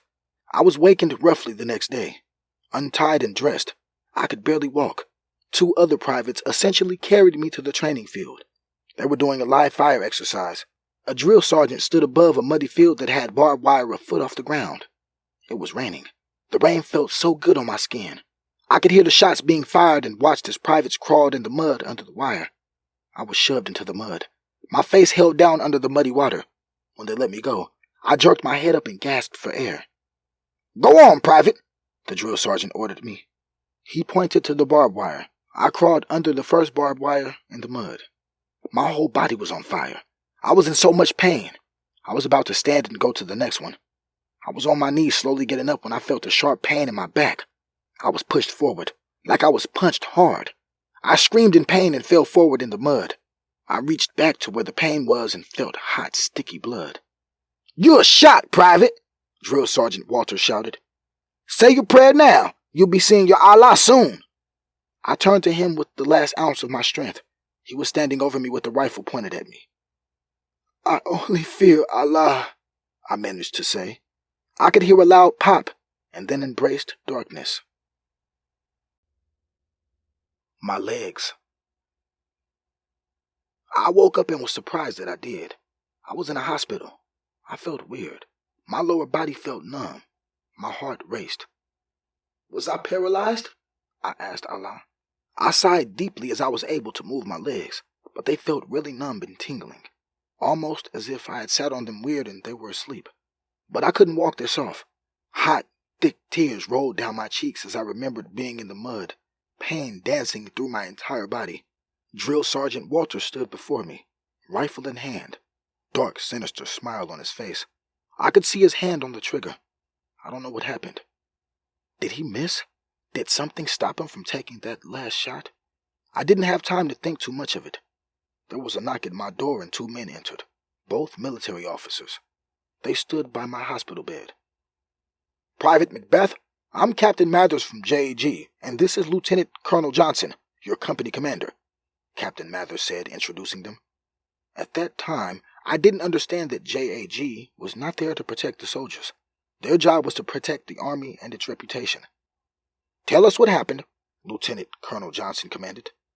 So I told them everything, from being tied and tortured in the training bay to them spitting on me, and that Drill Sergeant Walters told me he was going to kill me and make it look like an accident. Lieutenant Colonel Johnson walked to the door of my room and waved someone in. When I saw Drill Sergeant Walters, my blood boiled. The rage on my face was clear to everyone. "Private, I understand you had a tragic accident, but no one in your training company backs your story. You're saying this man, who has been enlisted for over 17 years without a blemish on his record, did all this to you and tried killing you during a live fire event?" Lieutenant Colonel Johnson asked rhetorically. I sighed and looked Drill Sergeant Walters right in his eyes. "Yes, this piece of shit coward had him jump me as I slept in bed, beat me, and tortured me for 2 days. Before that, he threw my Quran across the room and spit in it. He shot me in my back and tried to kill me," I shouted. "Private," Lieutenant Colonel Johnson snapped. "No, fuck you, Johnson, and your terrorist organization you call the Army. I'm tired of bowing and scraping and being afraid. If you're gonna kill me, let's get it over with," I shouted back. Lieutenant Colonel Johnson sighed and thought hard for a moment. "Here are your options, Private. You can forget about this ordeal. We will graduate you and promote you to sergeant, train you separately, and reintegrate you into the Army. I understand you were homeless before you joined. I would hate to see you go to federal prison or back into the streets. You forget all about this and we move forward. If you agree, I'll put in your promotions this very day," he said. Everyone was silent in the room for a while as they waited for my response. I looked them all in the eyes. "Fuck you all! I'm gonna get my revenge as soon as I can walk. You will pay for what you did to me, Drill Sergeant Walters. The whole world will know," I replied. The captain and Lieutenant Colonel Johnson frowned. "Is that a threat, Private?" Lieutenant Colonel Johnson asked. I smiled. "It's a fucking promise," I replied. Lieutenant Colonel Johnson nodded at Drill Sergeant Waters and he left the room. "We are going to start out processing you from the Army. You will be transferred to the psych ward until that is done," Lieutenant Colonel Johnson said. I was in the psych ward for a month while they were deciding how to proceed. Many officers came to speak with me. I was even offered the same deal again. Each time I told them to fuck themselves. I started to heal more every day. The numbness in my legs started to fade. My back still hurt a lot. I guess to further torture me, my pain pills were discontinued. So for my last week, I laid in my bed in massive pain. Then, out of the blue, MPs brought me old clothes from when I first joined the Army. I struggled a lot to put back on these old stinky rags that I wore as a homeless man. So much had happened in the nearly 12 weeks I spent as a soldier. I had changed a lot. As I was being escorted out of the psych ward, I saw Drill Sergeant Walters. He was waiting for me. The MPs were not helping me walk, so I limped horribly. Each step sent a rush of pain up my back. "Ah, there you are, terrorist," he said. Before he could say another word, I swung on him. Well, at least, tried to. The pain of me trying to move like that stopped me in mid-swing and I fell to the floor in a heap of pain. He laughed. "See, terrorist, I made a man out of you. You should thank me. You came to me a homeless cunt, and now you will leave homeless but less of a cunt," he mocked me. The MPs grabbed me roughly and held me down. A nurse came over with a needle in her hand. I didn't know what it was, but she shot me in the butt cheek with it. It worked quickly. I felt like a zombie. I was still aware but had almost no control of my body. The only good part was I didn't feel pain from my back and other wounds. They took me to a civilian psych ward, where I was treated with a lot more dignity.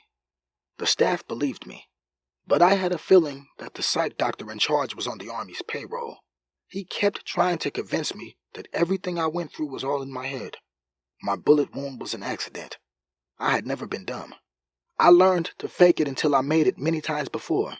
So, I agreed with the doctor and told him what he wanted to hear. He approved me to be discharged.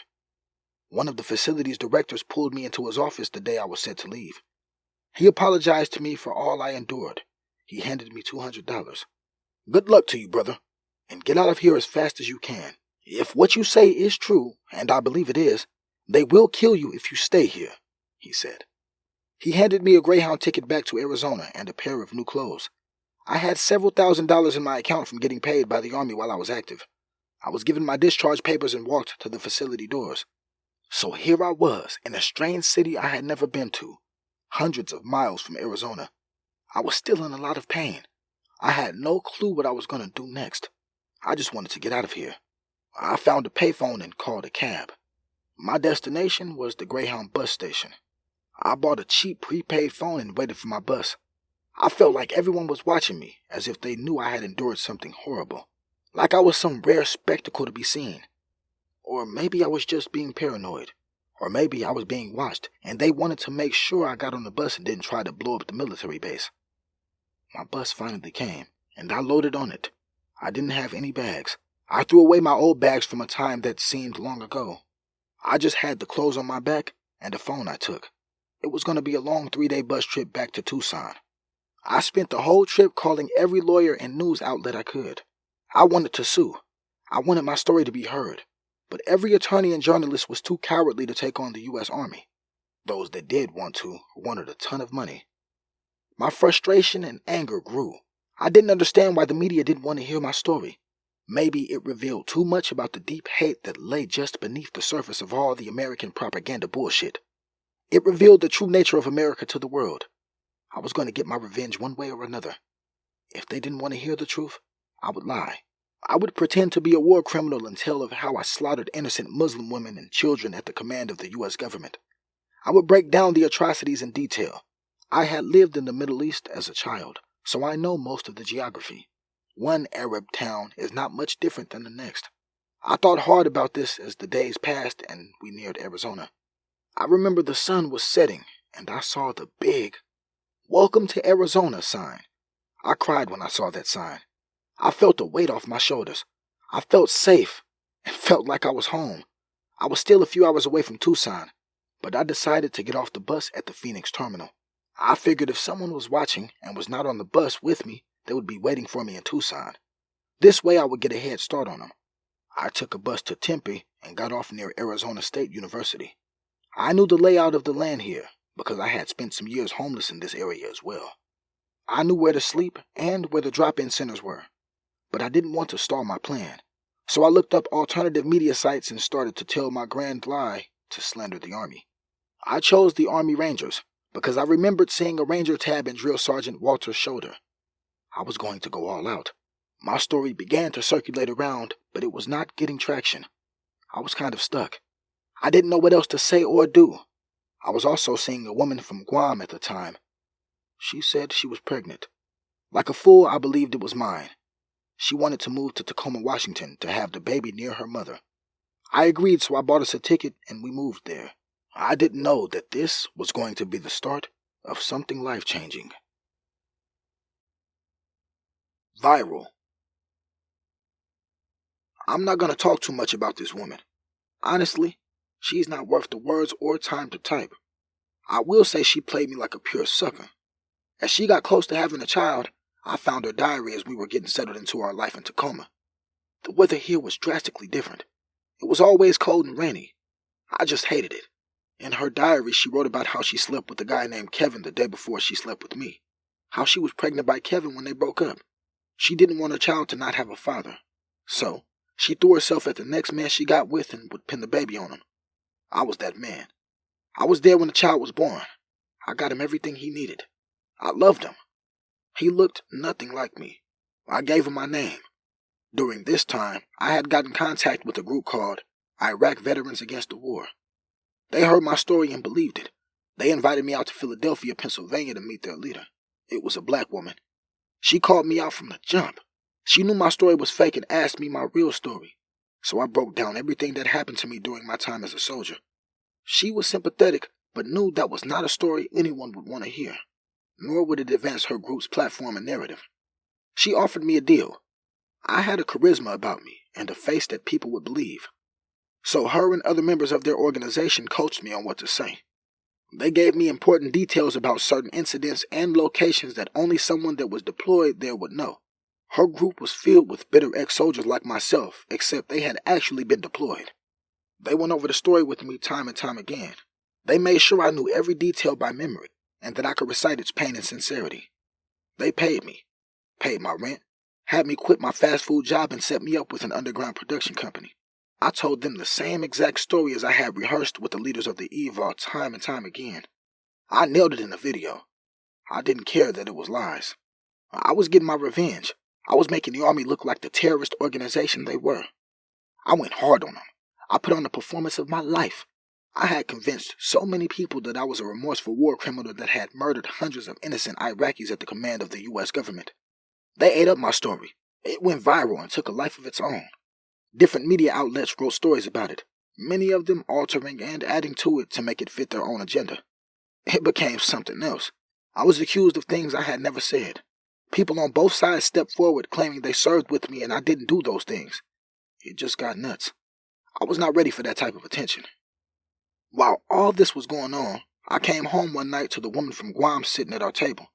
She had something to tell me. I sat down thinking this was it. She was going to admit this child was not mine. That was exactly what she did. She also said the real father of the child was here and was going to move in with her. I had to leave. I can't pretend that I was not hurt.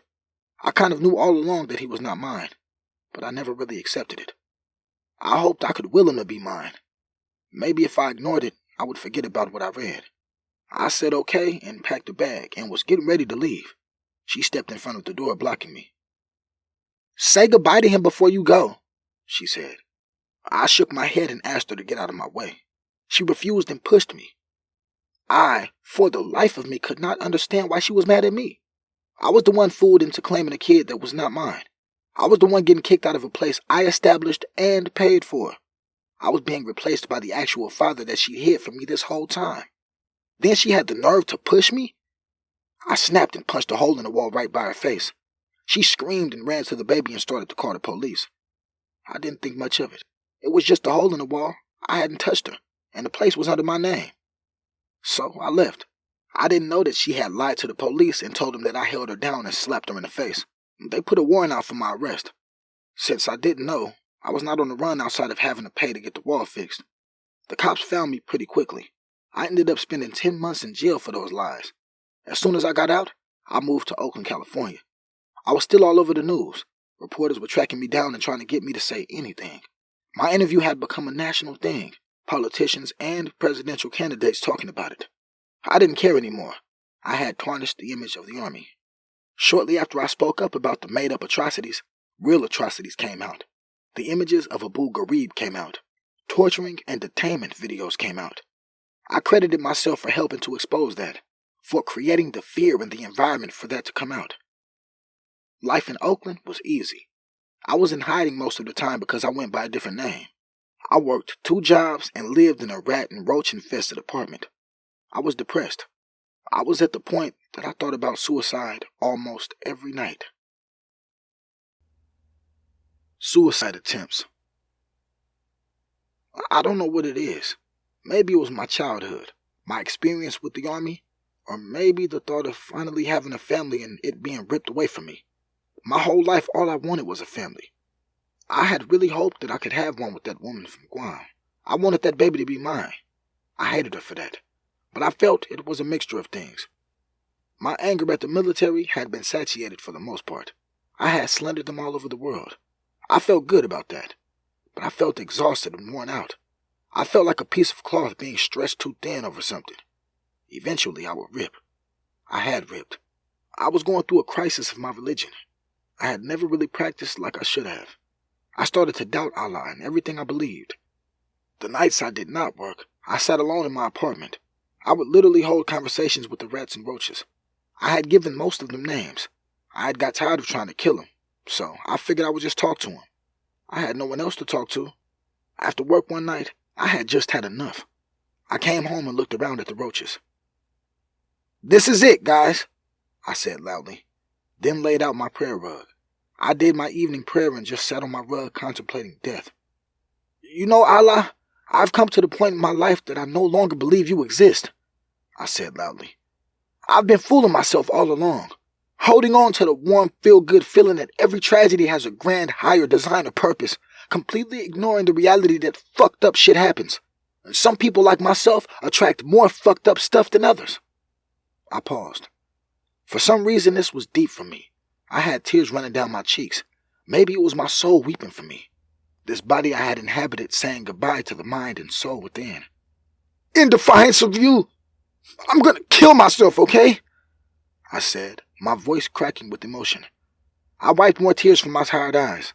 I went to my room and took the sheet off my bed. I shook it out to make sure no roaches were in there.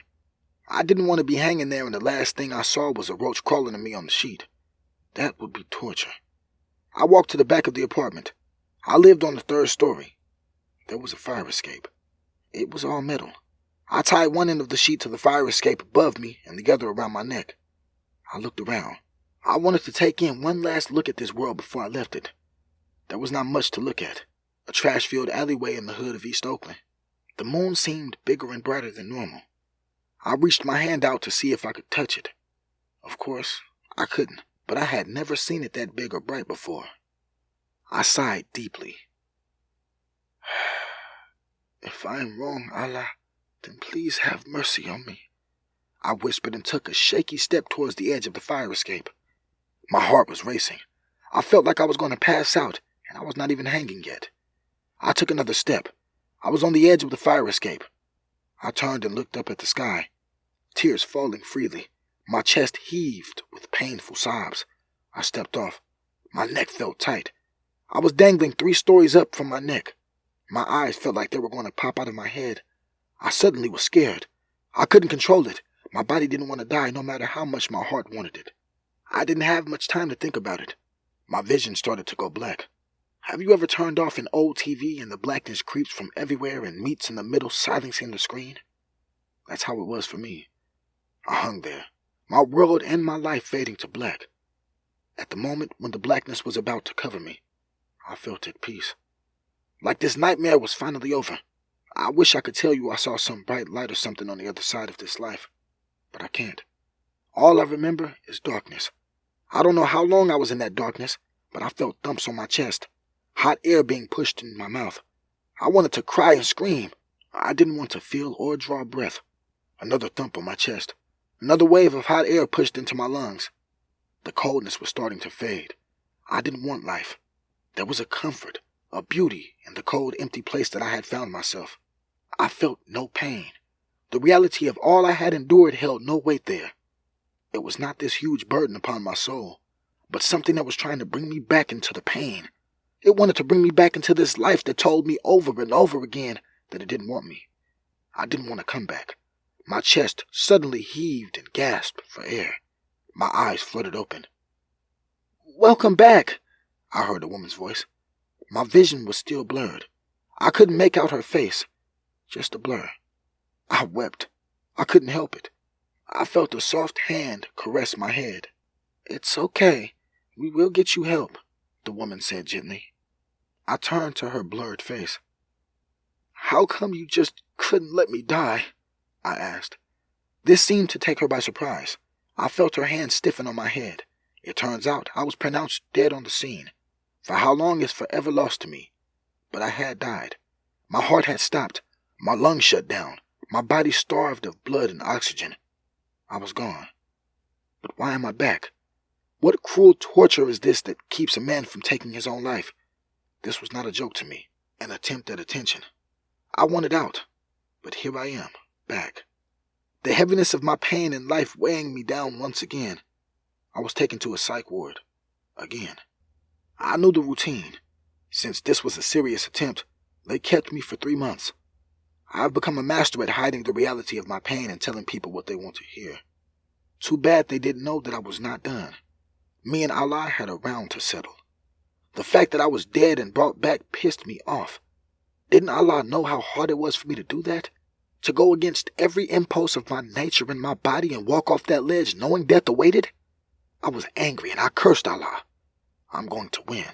I'm going to die and there is nothing you can do about it. After I was released, I was back to being homeless. I had lost that sewer that I had called an apartment. I lost all my belongings, my job, everything. I was back to square one. I was going to die no matter what. I decided to go with the most reliable way. Death by police. It's not like they are shy about killing black men. I would rush them with a weapon, and that would be it for me. I went back to my old rat hole apartment. I found an old rusty machete and broken .40. I grabbed the bottle by the skinny part. I started to cut myself. I needed to focus in order for this to go right. Cutting myself always calmed me. I cut my neck. Blood dripped down my chest and stained my shirt. It started to pool in a little nook above my collarbone. There was a payphone by the office in the complex. I picked it up and dialed 911. I told them that I had 4 hostages, a shotgun, and that I would kill them all unless they got here. Then hung up. I went into the main courtyard and waited. Blood dripped from several cuts. "You see, Allah? You pulled a fast one last time, but not this time," I shouted. It didn't take long for the SWAT team to get there. They rushed in with guns. I stood before them. "I'm here," I shouted at them. "Come get me," I demanded. They surrounded me, shouting for me to drop my weapons. "Shoot me," I shouted at them. "Kill me, you know you want to," I screamed. Still nothing, just more demands to drop my weapons. At this point I was confused. I'm black and I have weapons. I am begging them to kill me, and yet I stand untouched, even with weapons still in my hand. I was going to have to take it up a notch if I wanted something to happen. "I'm black and I have weapons. What's the holdup?" I shouted at them. I sighed and cut myself more. I was starting to get stressed out because they were not shooting me. I stared up at the sky. "Is this your doing, Allah?" I shouted. "You think this is a fucking game?" I shouted at Allah. I turned my gaze back to the shouting armored police in front of me. Their rifles pointed at me. I didn't see the police anymore. I saw Drill Sergeant Walter standing over me with his rifle, his finger on the trigger. "You're going to die, terrorist," I heard him say. "Not this time," I said to myself. I cut my wrist a bit more. "Allahu Akbar!" I shouted as loud as I could and rushed at the cops. "Either I'm dying or you are dying this day," I said. My machete held ready to strike at the nearest cop. Things slowed down. For a moment I thought I had gotten my wish. I could see bullets slowly coming at me from all directions. But that was not the reality. Suddenly, I couldn't move. My body stiffened. "I got him!" a cop behind me shouted. He had shot me with a taser, but I was not going to let that stop me. As soon as it wore off, I went at them again. Many of the cops cursed, surprised. I was hit with the taser again. This time, it dropped me. My weapons were kicked from my hands. Every time the taser stopped, I kept fighting and they would tase me again. They started to hit me with their batons. One struck me hard in the head and I lost all fight. I didn't get knocked out, but it dazed me enough for them to cuff me. I was loaded onto an ambulance stretcher and taken to the hospital. The same hospital from my last attempt. They handcuffed me to the bed. The police didn't press charges because of my extensive mental health history. I was released to the same psych ward. I went through the same process. I stayed in there for nearly 3 months and I pretended to be well and got back out. I still was not done. I was a bit shaken but not convinced. Why wouldn't Allah let me die? I kept asking myself. I went to the store and bought a ton of Tylenol and ibuprofen. I rented a hotel and ran the bathwater. I sat on the bed for a moment shaking. I stared at myself in the mirror for a long time. I took my clothes off and set all the pills on top of the toilet. I sat slowly in the hot water. The plan was to take all these pills, pass out and drown. No one was around. There was no one to save me. I took all the pills I had. I took the mental health pills I was prescribed and all the over-the-counter stuff I bought and just sat there. This was going to be my last attempt. If this didn't work, I would give in. I would admit that Allah had all the power, that I couldn't even kill myself without Him willing it. It started with gas first. My stomach felt bloated. I burped and farted a lot. Then the pain came. My stomach was on fire. Each breath resulted in extreme pain. Then I passed out. It happened quick. I was not even aware that happened. I just know that I woke up hours later. All the water in the tub was gone and I was still here. I couldn't believe it. "You won, Allah," I said out loud. I got dressed and prayed. Not even 5 minutes after I finished my prayer, there was a loud knock at my door. It was the police. I found myself in the back of a police car. Apparently, I had a warrant out for my arrest out of Tacoma, Washington, for violating a no-contact order. That lady from Guam still wanted to mess with me. She had lied and called the cops saying I called her and threatened her. It didn't matter to them that on the day it supposedly happened, I was in the psych ward. None of the truth mattered. All that mattered was what a woman said I did. That was enough when it came to domestic violence. It didn't matter how full of shit the woman was or how much evidence the man had to prove she was full of shit. If a woman picked up the phone and said you did something, you were going to jail. During my extradition to Tacoma, Washington to face these lies, I was reminded that I had filed a veterans claim with the DD-214 member from IVAR, Iraq Veterans Against the War. They had altered my story for me in order to make my story more credible. Not only was I going to face these lies, but federal prison was not too far in the future, it seemed. The feds. I found myself back in Pierce County Jail. Apparently, the woman who lied on me, tried to pin a child on me, kicked me out of my home, and then she had me do 10 months for her bullshit and needed to speak to me. She couldn't find me, so she used the one true method she and many other women use. She dialed 911 and lied. For all the time I had to do behind this woman, I wish I would have hit her. I was doing time for it anyway, so I might as well have done it. I was tired of jail. Just to get out and move on with my life, I pleaded out. I took a misdemeanor charge and called it a day. I was innocent, but I knew there was no hope for a man, even more so a black man, against any kind of accusations from a woman. I had no choice. Either I plead out to a lesser charge or take it to trial and get the book handed to me. This is where they will convince a biased jury that you're guilty when you're not. Like a lot of men in the same situation, I just played out and wanted to move on with my life. Even if I won the trial, I would be sitting in jail the whole time leading up to it. The prosecutor would ask for continuances in order to wear me out and get me to plead. By the time we actually would get to trial, a year would have passed. There was no justice in this racist, sexist, anti-male system that they call law. After I pled, I thought I was going home. Well, not exactly home because I was homeless, but at least out of this jail. After they dressed me out in my street clothes, they put me in another holding cell. I was here until the U.S. Marshals picked me up. It appeared that the whole time I was testing Allah and trying to kill myself, the Eval and everyone that once stood by me had stabbed me in the back. Eval had used me just as much as I had used them to get back at the army. But to save their asses, they threw me under the bus. See, the government couldn't come at me publicly for saying the things I had said on TV. The whole freedom of speech and the Constitution stopped them from that. So they waited until I did something stupid and pounced on it. When the VA tried to process my claim for a service-connected disability, they caught the DD-214 that Eval had altered to make my lies more credible. So I was charged with fraud. It didn't come with a heavy sentence. So all the bigoted right-wing assholes were pissed when I was only sentenced to 8 months in the feds. I already had most of that time in served. People in their bigotry wanted me to do a life sentence for my political opinions and a minor crime, when actually war criminals still had their jobs and continued to terrorize the world. Racist America is funny that way. You could be white and be the worst tyrant on the planet. You could have the blood of millions on your hands, and every excuse will be given to you. But if you're of any African descent and you speak out against racism and bigotry, they want to silence you and throw you in some hole. They make you out to be the worst person in the world just for speaking your truth. I had been in and out of jails most of my life, but never prison.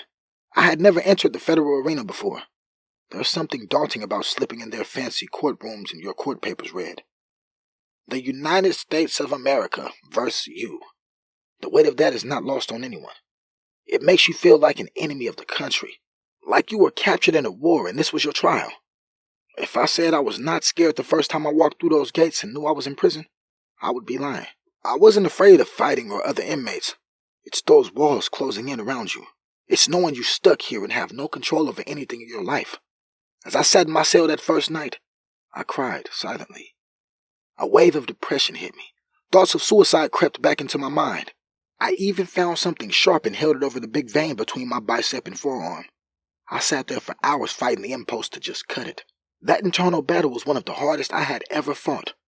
Many people doubt the existence of Shaitan, the devil, and jinn, invisible spirits. But to me, they are as real as the air we breathe. That night, I heard them clear as day. I heard their hypnotic whispers that made a lot of sense to me. Even though I knew following them would doom me, I could feel the cold touch of their breath kiss my ear. They were seductive. They were not male or female. They were just present. They were all and none.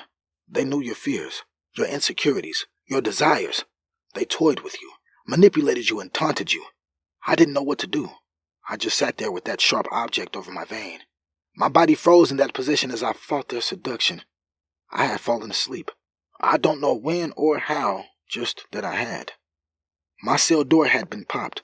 I guess it was time for breakfast. My eyes fluttered open, but I could not move. I felt something laying on me. It was heavy. I could hardly breathe. I couldn't see what it was, just felt it there. I felt its face in my face, growling. It wanted me. It wanted a way to inhabit me. Something from deep within me cried out, Allah! My lips never moved. My throat never made a sound. Maybe it was my soul calling out. Whatever it was, it made that jinn flee. I was free. I could move, but I felt violated, as if something vile and evil had taunted me. I was scared. I didn't know if that jinn would come back, but it made sense that jinn would have power here, that they would roam these halls and cells freely. The damned lived here. Men who have lost hope and knew this was their future. They would die right here within these walls. The look in the eyes of these lifers was haunting. Many of them were no more than walking corpses, jinn having their way with them. I really had no problem in prison. I was tested when I first walked in the doors. I'm a black Muslim, so I had the protection of both groups. I mostly ran with the Muslims. We ate together, prayed together, and just stayed in brotherhood. Till this day, I have not felt a unity and brotherhood anywhere like I felt among the brothers in prison. I knew without a doubt that if someone came after me, they would have to deal with all the Muslims in the unit. I knew if one of my brothers needed help, I would give my life to defend them. You can't find this type of honor and love among the Ummah, the global Muslim community, even the masjids, mosques. I remember there was a white skinhead that started to get interested in Islam. He would talk to us, and we saw him the next day beat to a pulp by his own. I didn't feel sorry for him. I know I should have, but the racial tension in there was very strong. You couldn't help but feed into it. Then, one night he came to us. He sat down with our unit imam, Muslim religious leader, in front of us all. "I want to become a Muslim," he said. I could see the fear and tears in his eyes. I didn't know how to feel about that.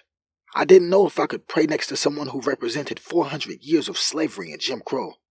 The brother who was our imam looked at him hard. "Islam is not for the weak. Your test in here will be great," he told the skinhead. The man nodded and was about to get up, his head down. The imam touched his arm. "Sit down," he told the skinhead. The skinhead stood up when he touched him. As they stood, so did we. We had no fear. We only feared Allah. Prison is funny in the way that everyone can sense a conflict brewing from a mile away. Everyone knew it would go down between the Muslims and the skinheads. To make it clear, not every white person in prison was a racist. They had separate groups among their own, several different racist groups that hated each other. And then they had the woodpile, or better known as peckerwoods. It was a weird name for white men that I had no idea how it came about. These were just everyday white guys that were not racist or married a person of color or had kids that were mixed. They grouped together like everyone else did for protection. The woodpile got along with everyone, and oftentimes they were the spokesman for interracial business. The racist groups didn't want to talk to us but would take our money and cooperate in business ventures. It was crazy how many guards were on inmate payrolls. The skinhead sat back down. "If you want to become a Muslim, we will accept you. But it's a serious thing. You will study, you will pray, you will learn the religion you chose," he said to him. I could see the skinhead sigh in relief. A couple of the brothers who followed the Nation of Islam, NOI, protested. Personally, I didn't see why the NOI brothers were even allowed to roll with us, since their beliefs were vastly different than what Orthodox Islam taught. I didn't even see them as Muslim, but a black cult pretending to be Muslims. I had many debates with them that nearly turned to blows. I guess for the sake of unity and number, we accepted them. The Imam glared at them. "We are not a Farrakhan group. We are Sunni Muslims. Islam is for all people. Only Allah knows the heart, brothers. We can't and won't turn away a man seeking the rope of Allah." The Imam's tone was stern, and it was final. Even though I didn't see eye to eye with the NOI brothers on most things, I actually found myself agreeing with them on certain things. I wasn't upset that he was white. I would not care if a brother from the woodpile approached us about becoming a Muslim. I would celebrate it. But the problem was that he was a skinhead. He had Nazi tattoos all over his body. This was a problem for me. It seemed like it was for most of the brothers. "Do you really want this?" the Imam asked him. The man nodded. The Imam smiled and asked him to repeat after him. He gave him Shahada, the Islamic testimony of faith testifying the belief in one God, Allah, all the prophets and the last prophet, Muhammad, right then and there. We hugged him and embraced. There was threatening tones and protests from the other skinheads. "From now on, you are Brother Abdullah and one of us." Brother Abdullah cried openly.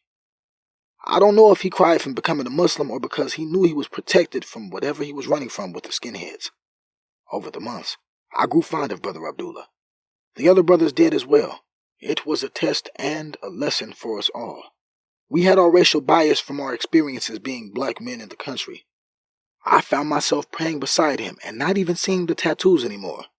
He was no longer the skinhead convert. He was just Brother Abdullah, my brother in Islam. The skinheads were not so forgiving. They attacked him once while we were praying. Never in a million years did I think I would defend a skinhead, or ex-skinhead for that matter. Without a thought, I jumped in front of my brother. A knife meant for him landed in my shoulder. "Takbir! God is greatest," I shouted. I pulled the shank from my shoulder and gasped in pain. I didn't have much time to think. There were 5 of them with shanks, and they wanted to kill Abdullah. I stabbed the one who stabbed me several times. I kept shouting, "Takbir!" as I fought them off. That was our call to arms. It was not long before the Muslims ran in and the skinheads were swiftly dealt with. 3 of them were dead. The one that I stabbed lay on the floor bleeding. I figured he would be dead soon enough. The last one was on his knees, his face bloody and beat to a pulp. I could see the struggle in the Imam's face. The enemy had surrendered. They had given up. According to our religion, we could not kill him, but if he let him live, it showed weakness to the rest of the groups that hated us. He could get us in real trouble. The Imam stared at him for a long moment. I don't want to kill you. No man is outside the mercy of Allah. Take your shahada from me now and you can live as our brother, the Imam offered. The skinhead shook his head. Please take the shahada and become our brother, the Imam pleaded. The skinhead saw the sincerity in the Imam's eyes and was taken aback by his words. I think he would have done it if he didn't see his skinhead brothers trying to get into the room now guarded by Muslims. Fuck you, nigger, and your nigger god, he spat at the Imam. The Imam's sadness was genuine as he slit the man's throat. We all ran to the showers to get cleaned up. We knew we had minutes before the guards were alerted. My shoulder hurt bad and it was still bleeding. The brothers tended to it as best they could. We all knew if the guards noticed it, they would try to pin this on me or involve me, and there would go my discharge date. The alarms blared and the goon squad rolled in. The goon squad were the elite riot guards of the prison. They always come in armored, their weapons out and shouting. They controlled their shock and awe force. I was not in the military very long, but I understood the tactic. We were all far from the scene when they came in. We hit the floor. Our hands interlocked behind our heads and waited for them to clear the bodies and start the interrogation. Staying like this was painful for me. My shoulder was on fire. They cleared us all quickly and we took our cells. We were locked down for 2 weeks while they investigated what happened and came up with nothing. Most people in prison didn't snitch. We all knew that being a snitch is worse than being a pedophile in here. Even the pedophiles didn't snitch. After everything cleared, things went back to business as usual. No one even looked at Brother Abdullah again. The head of the skinheads let it go. He didn't want the problems. In fact, he came to the table with other skinheads and hashed it out. He didn't want a war with the Muslims and the blacks. He was grossly outnumbered, and we controlled most of the business. He ended up paying Abdullah reparations for attacking him and let go. For a while after that, things were uneventful. Being one of the smart ones, I ended up writing letters for those who could barely read. Sadly, that was the vast majority of the men in there. It turned out I was pretty good at writing. I would respond to the letters that people brought me. I wrote back in a hopeless, romantic, dark sort of way. Their wives or girlfriends just ate it up. I ended up fixing countless relationships. Women who had stopped writing and putting money on their books suddenly started again. My work became popular. It was not long until I was writing nearly 40 letters a week. I got paid by the Muslims and the blacks. Since I was a part of both of those groups, they protected me and made sure people paid. I didn't complain. My locker was fat with commissary, much more than I could ever eat into. I ended up giving tons of it to the Muslim treasury every week. I didn't need much, and I had a release date in a couple weeks. Most of the brothers in here would not taste freedom before death claimed them. My release date was a day away. I was walking in tears with some of the brothers, the unit and an upper tier and a bottom tier. We would walk, stop, do 100 push-ups, and walk them again. It was not much, but the key to surviving prison was finding a routine and sticking to it. The Imam's cell was on the top tier. As we were walking, we heard grunts coming from his cell. The door was mostly shut. We put a towel between the door and the wall.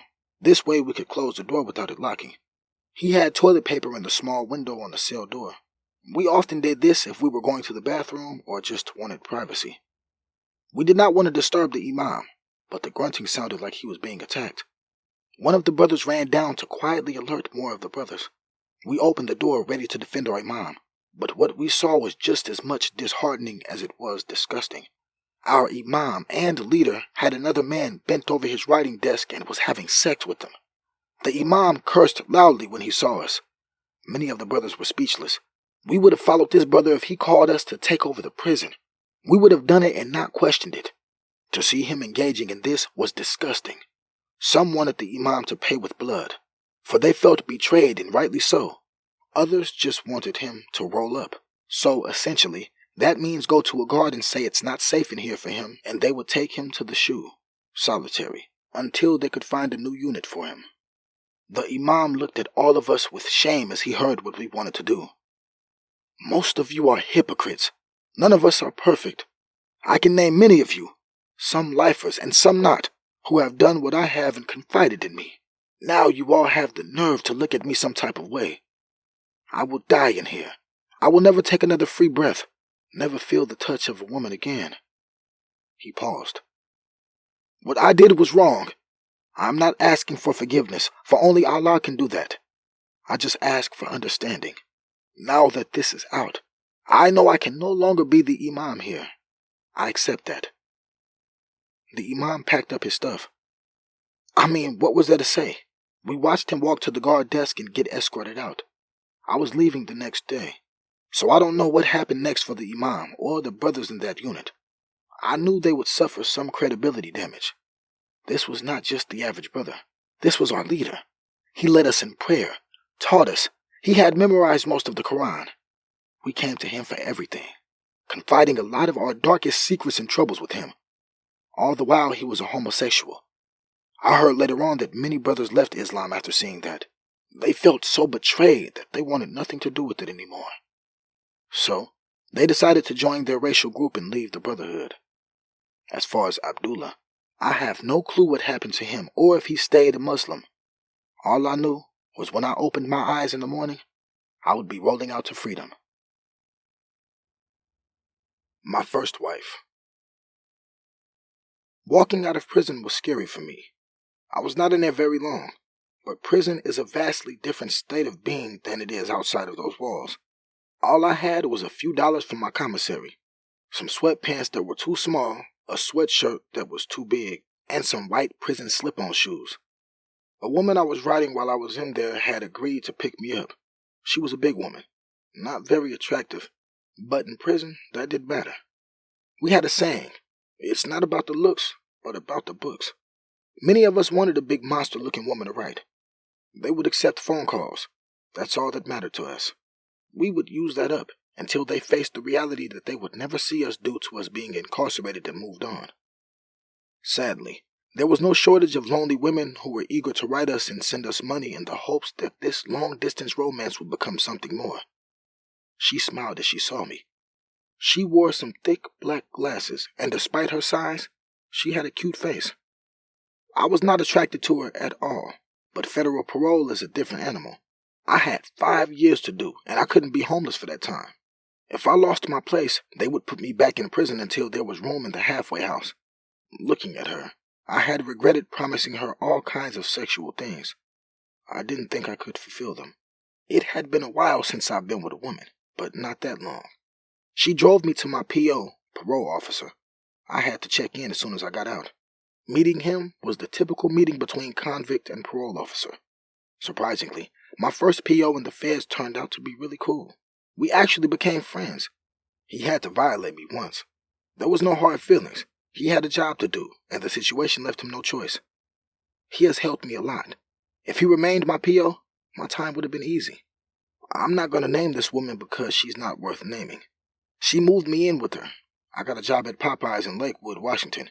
The pay sucked, but I was a fry cook, so all I did was stay in the back and fry chicken. It was easy money for me. I stayed at work because it kept me out of trouble. I had half of all our bills to pay, plus my parole fines. I had to stay on it. I wanted to get off paper, parole, as soon as I could. Around this time, I started to go to a local masjid. I started to get more into my religion. When I was not at work, I was at the masjid, studying with the brothers. In the first few months, I must have read the whole Quran 10 times. I started to feel bad about my situation. I was fornicating. I was laying up with a woman who I was not married to, and she was not Muslim. I decided it was time for me to leave this woman and try to get back on the straight path. I went to my PO and asked to go to the halfway house. He wanted to know why. All I could tell him was it was not working out, and I didn't want to be homeless or violated. He put in the paperwork and would get back to me. Now I had to tell the woman I was staying with. Sometimes doing the right thing is the hardest path to take, but it had to be done. I didn't want this life no more. I was 23 years old. It was time to turn my life around. Not like things were perfect with her anyway. She knew my situation. She knew she had all the control. She used it to force me to do things. I remember we got in an argument once. She punched me in the eye. She was twice my size, but I snatched her up and was about to put her in the hospital. "Touch me, and I'll call 911 and tell them you raped me." This stopped me. I didn't care about getting a violation for a minor assault charge, but I knew if she claimed that, despite it being a lie, they would try to throw the book at me. So I stopped. She smiled darkly. "Yeah, nigga, if you want to stay out of prison, you gonna do as I say." she shouted. I knew I was in a predicament. I was a man, and she was a woman. Even if I was not on parole, my situation was precarious. Women are prone to lie, prone to fake abuse to use the system to get back at men for whatever reason. As a man, you had no recourse. No matter what, you were always seen as the bad guy and her the innocent victim. I had stepped out of one prison into another. This became the norm in our relationship. She would hit me, and when I naturally went to defend myself, she threatened me again. I had become an abused man. I would go to work with a beaten and swollen face. I would have to lie and explain it. I hardly slept, and food didn't taste the same anymore. Oftentimes, I was not hungry. My existence had become hell. She would force me to have sex with her with these same threats, then get mad when we tried, and I could not get an erection. I had no interest in her. I was her prison, her slave. I was held under her fear of her threat. When I couldn't get an erection, she forced me to satisfy her orally. She smelled horrible. I would rather eat a pile of dog shit than put my mouth anywhere near her vagina. During one of these situations, no matter how you want to spin it, she raped me. Forced sex was a rape. For the first time in years, I thought about suicide again. Being a man in this country meant I was the constant victim of a woman. Being a man of color meant I was the constant victim of a racist country. Despite popular feminist opinion, men are often the victims of women. Way more than women are of men. She stabbed me once when I threw up on her while I was forced to orally please her. "You're that disgusted by me, huh?" she screamed angrily. I didn't want her to scream. The neighbors might call the police, and despite my bruised and battered appearance, I would be going back to jail. If I went to jail no matter what it was for, I would also have to face a parole violation. A simple misunderstanding where I spent overnight in the county jail would turn into a 6-month parole violation or even longer. The feds did not play with anything. She was aiming for my ribs with her little pocket knife. I was able to put my arm up and her blade sunk into my forearm. I didn't even really feel it. I was just a hollow husk existing. I had to end this. I had to do something. I called off of work one day and went to a domestic violence center. I spoke with the counselor there. She listened to me. She saw my bruised face and the stab wound that was still fresh on my arm. I told her everything. She nodded and typed some things in her computer, then looked up at me. "Unfortunately, Mr. Macbeth, we can't help you. We serve battered women here, and even if we could help you, we wouldn't. You have a prior domestic violence charge and a no-contact order violation," she said. "But those were lies," I insisted. But she didn't care. She was one of those bitter feminists that felt anything a man got, he deserved. "So where can I get help? Where is a men's domestic abuse helpline at?" I asked. "There isn't one. Maybe you should start one," she replied.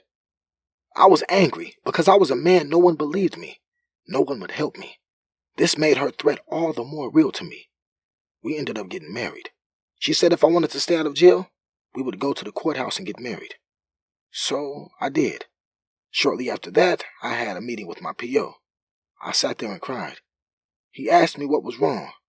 For a long moment, I just cried. I told him everything. The look of shock on his face was honest. "Why didn't you tell me?" he asked. All I could do was explain how I thought he would not believe me because no one else did. He looked at me and shook his head. "I'm sorry, Jesse," he said. "Do you have anything you want from our house?" he asked. I shook my head. The clothes on my back and my cell phone was more than enough. My PO made some phone calls and I was in the halfway house that night. Of course, she was pissed.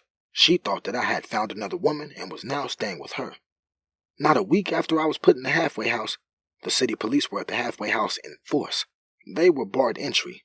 This was a federal facility and they did not have authorization to enter. Of course, the arrogant cops who were used to using their badge to get their way were not happy with this. Eventually, I was brought outside. I was facing some serious charges. My abusive demon had made good on her promise.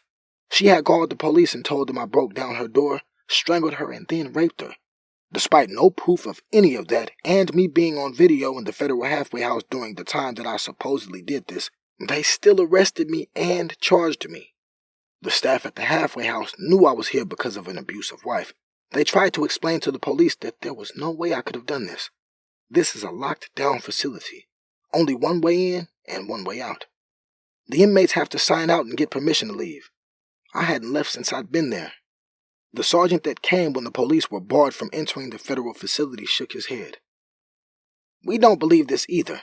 She refused medical treatment, and there was no evidence of anything. But it's the law here. I have to arrest him. All I can do is write in my report my doubts and the lack of evidence, the sergeant said. So here I was going back to county jail facing rape, aggravated assault with a deadly weapon, and attempted murder, all with the domestic violence enhancement. Despite me fleeing from her, she still had the power to ruin my life. Going to jail for fraud was vastly different than going for a rape charge. Fortunately, this was Tacoma, Washington. It was notorious for women making false claims and men sitting in there powerless at the whims of the women abusers and the sexist legal system. I didn't face any issues. Sadly, most of the men in there had an eerily similar story. I remember one brother had just gotten home from Iraq. He came back to his wife sleeping with another man. He was packing his stuff and telling her he's cutting her off of everything.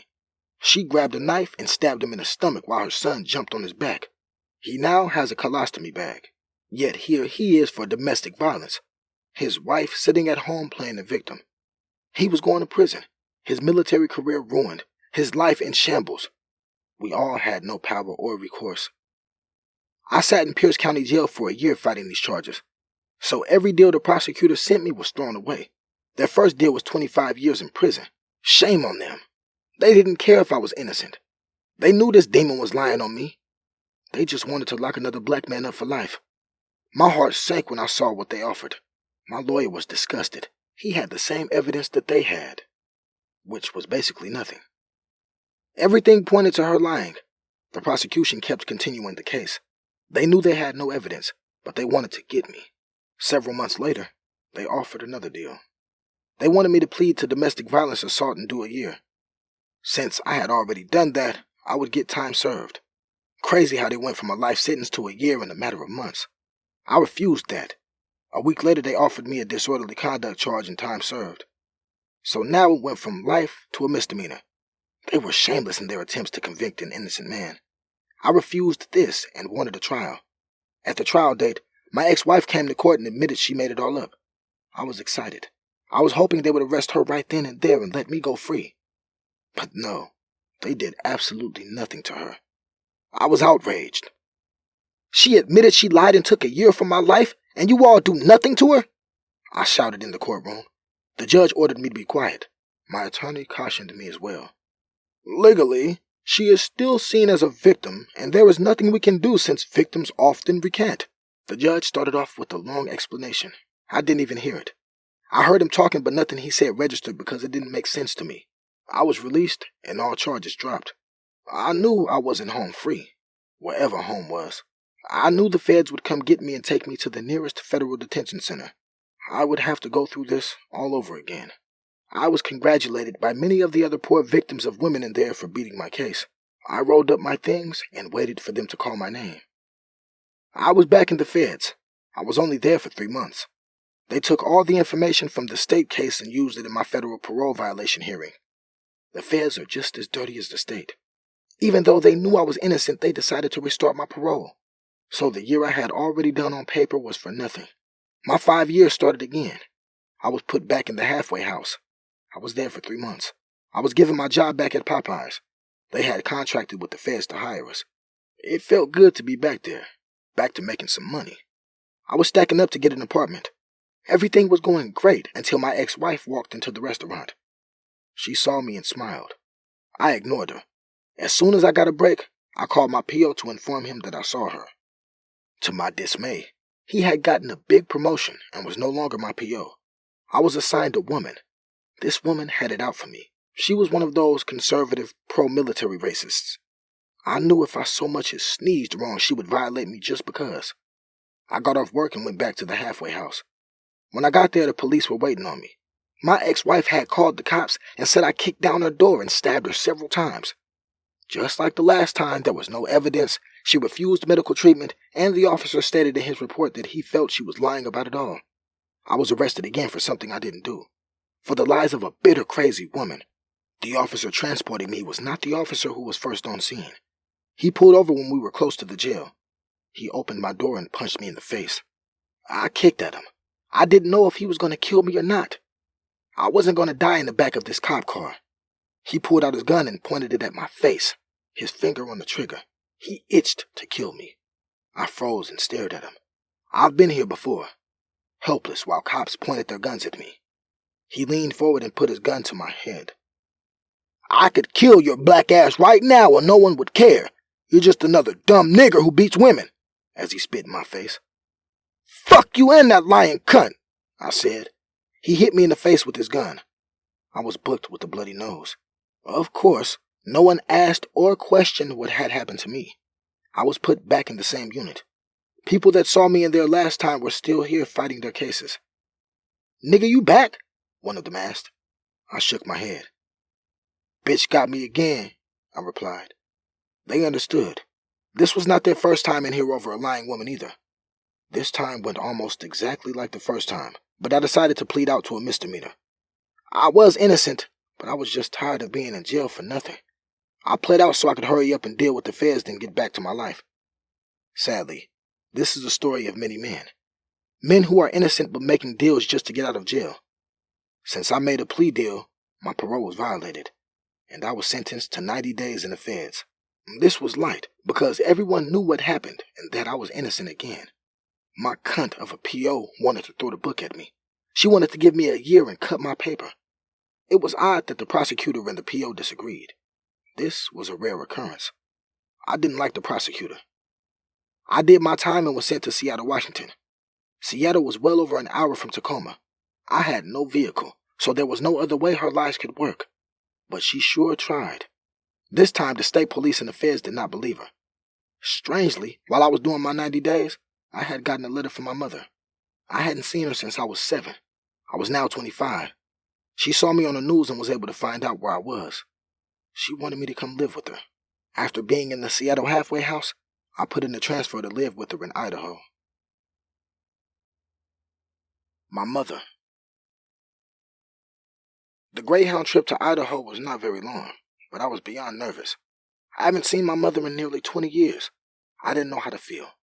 She said she was excited to see me. I knew something wasn't right from our phone conversations.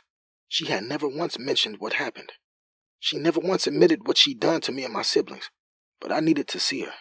I had things I needed to tell her and get off my chest. I wondered how she looked.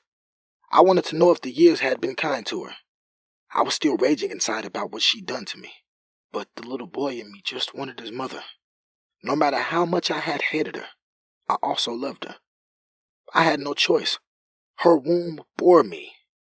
Despite her many attempts to abort me and the drugs she took while I was in her womb, despite everything, I still came to see her and a part of me loved her. I couldn't explain it outside of a biological connection to her. It was late when the bus pulled into the Boise, Idaho station. I was looking out the window for my mother. I was looking for a tall, pretty black-haired Egyptian woman. My mother was always pretty.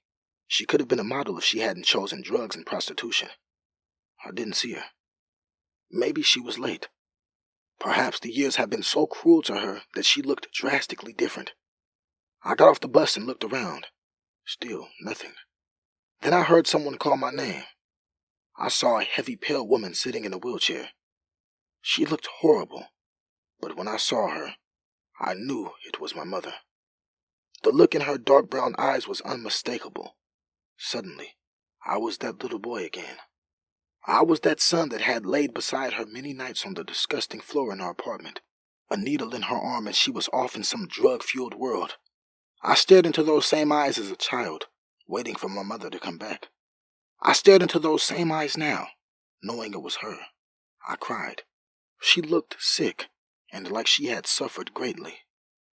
"Mom," I said, my voice full of emotion. She held out her arms. "Yes, son," she said. I embraced her. We cried long and hard right there in the bus stop. Apparently, my mother had been telling everyone I was coming and that we had not seen each other for 20 years. People were crying and wishing us well. I wish I could say every day was as emotional as this one, in a good way, but I would be lying. I didn't know how much hate I had for this woman still until I laid under her roof once more. The first couple of nights were good. We talked. We hung out. We started to bond. A bond we both deeply wanted. Despite the horrific past, I was her son.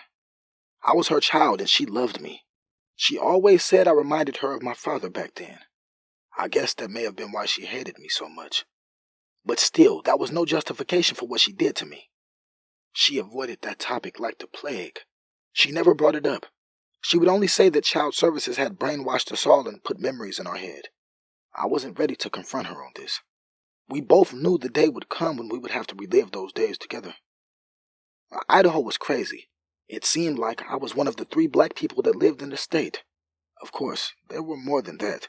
But the way everyone stared at me, I felt like a celebrity. People would almost crash, straining their necks to look at me. The amount of racism down there was crazy. People would drive by and call me a nigger or tell me to go back to Africa. They were never brave enough to say it to my face, but they would definitely say it from the comfort of their vehicles.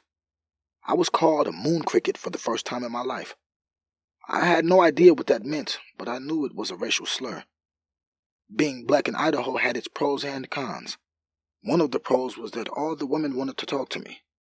I have never been into white women. They would approach me and I would turn them down. Then suddenly, I would become a nigger to them. When I called them a racist, they would say some stupid crap like, "No, I'm not a racist. I don't think all black people are niggers, just you." Or, "I have black friends and voted for Obama." As if any of these excuses made it okay to call me a nigger. But in their demented, white privilege-filled minds, they were not a racist. I didn't argue with them as I was still on parole and they were not worth me getting a violation over. My mom didn't work. She was getting Social Security and she had a side hustle. She hustled the Christian churches. She used their bigotry and hatred for Muslims and anything brown to get paid. She was flown all over the country to different evangelist churches and spoke lies about Islam. She told of how much abuse she suffered in Muslim countries. She just fed them lies they already believed. In return, they paid all her bills. She got tens of thousands of dollars in cash and charity every year. The churches honored her with medals and dinners. I knew it was all lies. I remembered bits and pieces of our time in Saudi and Egypt. None of the things she would talk about ever happened. But that was her hustle. I didn't agree with it. I just kept my mouth shut and let her do her thing. My little brother Issa had come to visit from Saudi. Him and I were always close. I missed him dearly. He was all grown up now, in his 20s, but he was still the little butthead that I had adored then and still do now. I always teased him when he was a baby. My mom would let him sleep naked. He would pee a lot in his sleep. His little thing would raise up as he peed and the urine would go up in the air and fall right in his face, waking him up. Sadly, that was one of my best memories as a kid. All of us would laugh as he would wake up crying from that. I reminded him about it when I saw him and we laughed. There's nothing like having a brother. Even more so for me. I grew up being taken away from everyone and alone. Having him back in my life was great. My mom and Issa had gotten into it one day and she said something about his father. Issa's father was in Saudi, the one she slanders all over the country in the churches. Issa was close to his father. When Issa was 4, his father came to the U.S. and fought to get custody of him and Sandra. Those two were his by blood. He won and took them to live with him in Saudi. Issa loved his father, and his father was good to him. He was not about to let his mother say anything bad about him. He told her to watch her mouth and show some respect to his father. Issa was not ignorant to what my mom had done. He was too young to remember, but he and I had talked online over the years, and he still talked with our older sister Maya. Maya had been so traumatized by what we had endured. The countless rapes had made her hate men. She decided she didn't want anything to do with them and became a lesbian. Sadly, me and Maya don't talk much. In fact, we've not talked in nearly 15 years. We endured many atrocities at the hands of our mother and her Johns. Many I did not write about or include in this book. I will probably never write about them. It was hard enough to write about the things I did. I honestly don't blame my big sister for not being able to talk to me. She was older than me and remembers more things than I did. It would be hard for me to look her in the eyes as well without remembering the abuse and the things they made us do to each other while they recorded it. I was too young to get an erection back then, but that didn't stop those monsters. They taped popsicle sticks around my penis and forced me on top of my sisters. You can just imagine the rest. I don't want to talk about that anymore. Issa went off on her. He called her a crackhead and a horrible woman who sold her kids for crack. My mother was livid, but she couldn't really deny what he said. She kicked him out of her apartment. It was a rough night for me. I helped my brother get a hotel. His dad sent him $1,000 every month, plus he worked. So he was not hurting for money. I went back to my mom's house and slept on the couch. She was not aware that I had come back. I saw her get up out of her bed and walk normally to her wheelchair. This stunned me, because she told everyone she was a paraplegic and had been pretending to be one. She said she was paralyzed from the waist down. She had been faking and lying about that the whole time. Not only was she hustling the churches, but she was pretending to be paralyzed when she was not. I didn't think I could stay there anymore. It was hard for me to sleep in the room next to the woman who brutalized me the way that she had. Some nights, it took all of me not to strangle her as she lay there in bed. From what she told me, Maya had almost killed her. My mother and my older sister Maya had met up and Maya pushed her out of her wheelchair and beat the crap out of her. I don't blame her. She was braver than me. Perhaps it was her white female privilege that she did not fear going to jail for it. Maya was half Arab and half white, but she looked completely white. Unfortunately, she took on the racist attitude of her peers when it came to people like me. I remember my brother telling me of an incident that happened. Maya was driving them to get something to eat and she saw a black man walking on the sidewalk. She told them all to lock their doors because he might rob them. Issa reminded her that their brother was black, and she didn't say anything. I often wonder if that is also part of the reason why she refuses to talk to me. Is she ashamed to have a black brother? Maya has hurt me a lot over the years.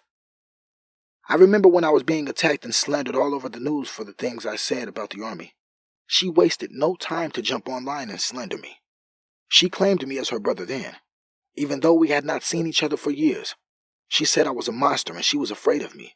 Out of all the things that were said about me, what she said hurt me the most. Because it was from her, the sister I endured so much with but hardly knew. We were not together much after child services took us. She was adopted almost immediately by a wealthy white foster family. She lived a good life. She went to college and got to enjoy all the benefits that being white afforded her. She forgot about her black brother that was still in group homes being abused. We had tried to connect once. We ended up falling out. The whiteness in her refused to believe that I had suffered any racism because I was black while in foster care. She was so quick to point out how much she was hated for choosing to be gay. I knew then I couldn't talk to her about anything. I was just another black man to her that blamed his problems on race. I don't think I have ever forgiven her for the things she said about me online. She agreed with internet bullies who attacked her for not drowning me as a kid. I felt beyond betrayed. It was at that point I stopped reaching out to her. I still love her. I always will. But I don't think we could ever have a relationship again. She betrayed me so badly with her actions. I could do the same thing to her. I could use my platform to tell her darkest secrets. I could tell lies about her, but I can't do that. Unlike what she did to me, I actually honor her as my sister. I would never betray her no matter what. Anyway, I had to leave my mother's home. I couldn't stay by her anymore. I had applied for disability and gotten approved for it. I had a huge record of mental illness. I still suffered from what I endured. So much so that being around people in a regular workplace was too much for me. I would freak out and get aggressive thinking they were plotting against me. With my record, it was not hard to get approved for it. Once that came in, I rented a crappy studio apartment for $300 a month. It was then that my mother got really vindictive and her old self came back.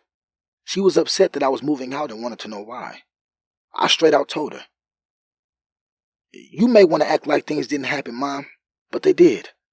Being here under the same roof is painful for me. Some nights I love you, and some nights I just want to kill you." For a brief moment, I saw pain in her eyes, as if she knew that it would come to this, and was sorry. But that quickly faded and was replaced by rage. "You fucking ungrateful nigger! I wish I would have succeeded in aborting you. I never wanted a colored baby. You are a mistake, Jesse. Just know that as you leave my house," she yelled. I packed my things. As I was doing so, she continued to shout things like that at me. I can't pretend that it didn't hurt because it did. It hurt more because it was true. She had tried to abort me, and she had done horrible things to me. I tried to hold in my tears. I did for the most part, but she saw my watery eyes. Boo fucking hoo, nigger. My mom doesn't love me. Boo hoo. My mom hurt me when I was a kid. Boo hoo. Just more nigger excuses to be a nigger, she shouted. I know you enjoyed the things Tom did to you. Don't act like you didn't, she shouted. That cut me like a knife in my heart. It stopped me in my tracks. Memories of her recording as Tom violated me in 100 different ways flooded my mind. I turned to her, rage in my eyes. I didn't say a thing to her. For the first time, I saw fear in her eyes. If you touch me, Jesse, I'll tell your P.O. and they will throw your black ass back in prison, she said, her tone much lower. I walked over to her seething. I don't know what it was, but something stopped me. I was about to murder her right there. Instead, I looked at her again. Goodbye, Mom, I said. I told myself I would never see or talk to her again, that she did not deserve me. I did just that. It took me a very long time to see that I didn't need her. She needed me and my forgiveness. The guilt of what she had done had been eating her alive. A few years later, I left her a message on Facebook and told her I forgive her. I did. I truly did. But I still didn't want to see her or talk to her. I had finally found the strength to understand that it was not my fault. I don't know where my mother is today. Honestly, I don't care. I would cry if she was dead, but it would not be tears of sadness or those of a son who misses his departed mother. They would be tears of relief. I would finally be free from the demon that took my innocence and childhood from me, the woman that paved the way to hell for me. They say paradise is at the feet of your mother, but so is hell. My mother had done everything possible to drag me into her hell and destroy me. I still think about her. I often wonder where she is and if she's doing okay. My kids ask about her. They have never met or seen a picture of her, but they are old enough to understand that they have a grandmother on my side as well. If you ever find yourself reading this, Mom, I have forgiven you, but I will never forget. I hope that brings some peace to that demon of guilt that is eating you alive. My second wife. Shortly after what happened with my mother, I met my second wife. She was from Sudan. She had been here for a while. I was on a Muslim dating site. We talked and Skyped and got to know each other. I was at a stage where I was tired of all the American black women. I didn't want to deal with them or the nasty attitudes they always seemed to have, but I wanted a black woman. So, I figured I would get a sister straight from Africa. I've always felt subconscious about being biracial and light-skinned. People doubted my blackness and called me names. Oftentimes I felt more racism from the black community than I did from the white. It was hard not being black enough for the black community, but too black to be anything else. I didn't have anyone to talk to or turn to when I experienced racism. The black community felt I had some sort of privilege, that my life was easier because I was half black. If only they knew my struggle, that I had been through more than the vast majority of them could even imagine. To the white community, I was just a nigger no matter how light I was or what the other half of my DNA held. I was getting tired of all the crap. So, I started talking to this sister. We hit it off. So I flew her out to Idaho to visit me. I was still living in my studio apartment here. I let her have the bed and took the couch. The goal was to avoid physical contact.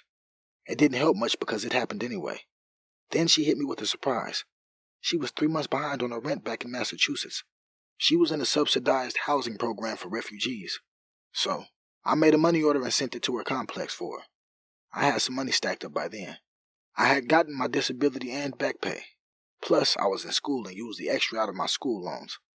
I had gotten a bachelor's degree in journalism a while ago. I still had some financial aid left. While I was in Arizona, the state had a program that paid for the college for foster kids. I took advantage of that. This will be my second degree. I didn't really want it, but I needed the school loans.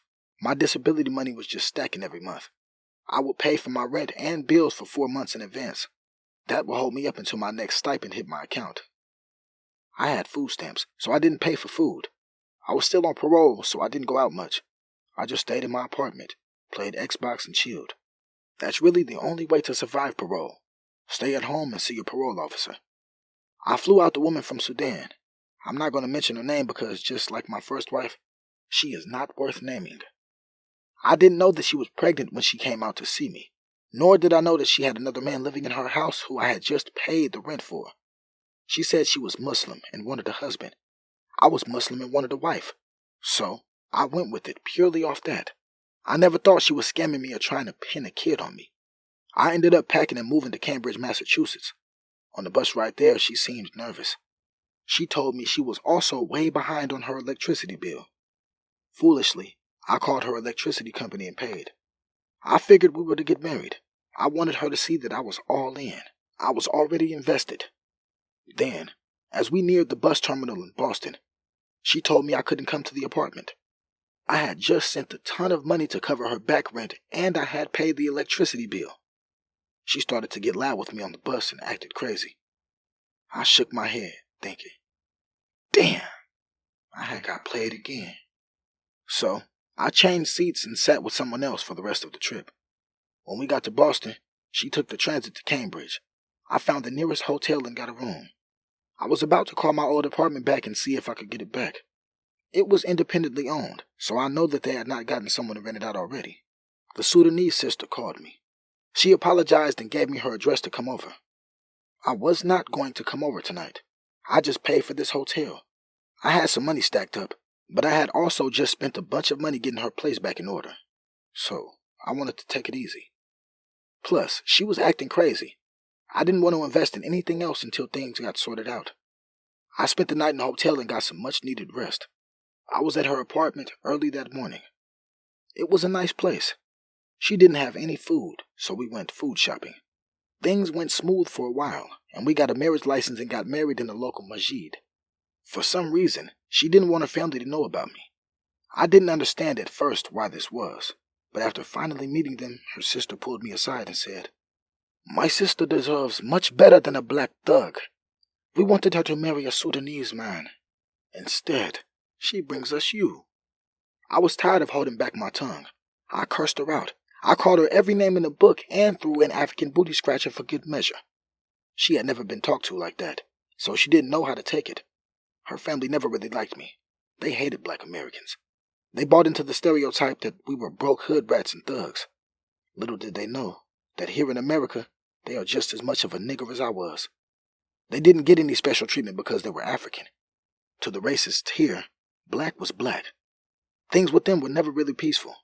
A month later, my new wife came forward and told me she was pregnant. Of course, I was excited. This was what I had always prayed for. I had always wanted to have my own family. As the pregnancy progressed, she started to act crazy. Every time we went out somewhere, if a woman smiled in my direction, she would make a big scene and curse everyone out. She would be upset with me for not cursing out a woman for smiling at me. Half the time I didn't even know someone was smiling. Even if I did notice, I'm not going to cuss him out. I dreaded going to a store with her. Like most people, I would pick the shortest lane. If the cashier happened to be a woman that she thought was pretty, she would make a huge scene. She would get loud and say, "You want to fuck her, don't you?" She would try to snatch the keys from my hand. In doing so, she cut my hand. It was beyond embarrassing. On the way home from that incident, we started to argue about it. I was getting really tired of her craziness. I had to let her know this. She turned around and punched me right in the eyes. I just reacted. I grabbed her arm and was going to shove her to the ground, but I remembered she was pregnant and let her go. I left her there and ran back to the apartment. I was tired of dealing with her and needed some space. Things just started to get worse and worse with her. Whenever she went someplace with her family and I stayed home, she would call the apartment manager and would ask her to check and see if I had another woman in the apartment. These were subsidized apartments, and I was not supposed to be there since I was not on the lease. The result was me being trespassed from there. So here I was, homeless again. I found a masjid and asked for help or if I could sleep on the floor and be gone after Fajr, morning prayer. They shook their head and told me this was not a hotel. I wasn't broke. I had money. It was just that I was not used to the cost of living out there. A one-bedroom in the hood was over $1,000 a month. I couldn't afford that. I didn't see or talk to my wife until she called me saying she was in labor. I was already talking to the imam that married us about divorce. He agreed that it was the best option as things currently stood. I rushed to the hospital to see my son born. As I got there, I was told by security to wait outside. There was another man that also thought he was the father. My wife didn't want him and I to fight, so she told security. I left the hospital. I didn't want to come back. I wasn't going through this crap again. I had packed my bags and was getting ready to head to the Greyhound station. Then she called me again. He was born. She had named him after me, but she put the other man on the birth certificate. I saw the baby for the first time and held him. I sang the Adhan, Islamic call to prayer, in his ear. After I put him down, she told me he wasn't mine. She said all she needed from me was help with her immigration. I was heartbroken. I left the hospital and filed for divorce. I left her and didn't see her again till years later. I got a call from Child Services. They had taken the baby into custody because his mom had been severely abusing him. They asked if I wanted custody. I can't really talk too much about this. He is still a ward of the state. So I'll only say that I eventually won custody, but had to take him back to a family he had been living with because his mom kept calling the police on me. She was using the police to try and harass and bully me into letting her talk to and see her son she had no legal right to see. I had remarried and had 4 kids of my own. I couldn't take the risk. I had to bring him back. It was rough for me, but I had to make a decision for the safety of my home and family or a kid that was not mine. So, I took him back to the family that loved him, and he loved them. I still check on him when I can. The love I have for that boy doesn't just go away. Him and I will always be connected. My door will always be open to him. If nothing else, I can be a shoulder to lean on and someone he can talk to when he runs into racial issues. Sadly, he will.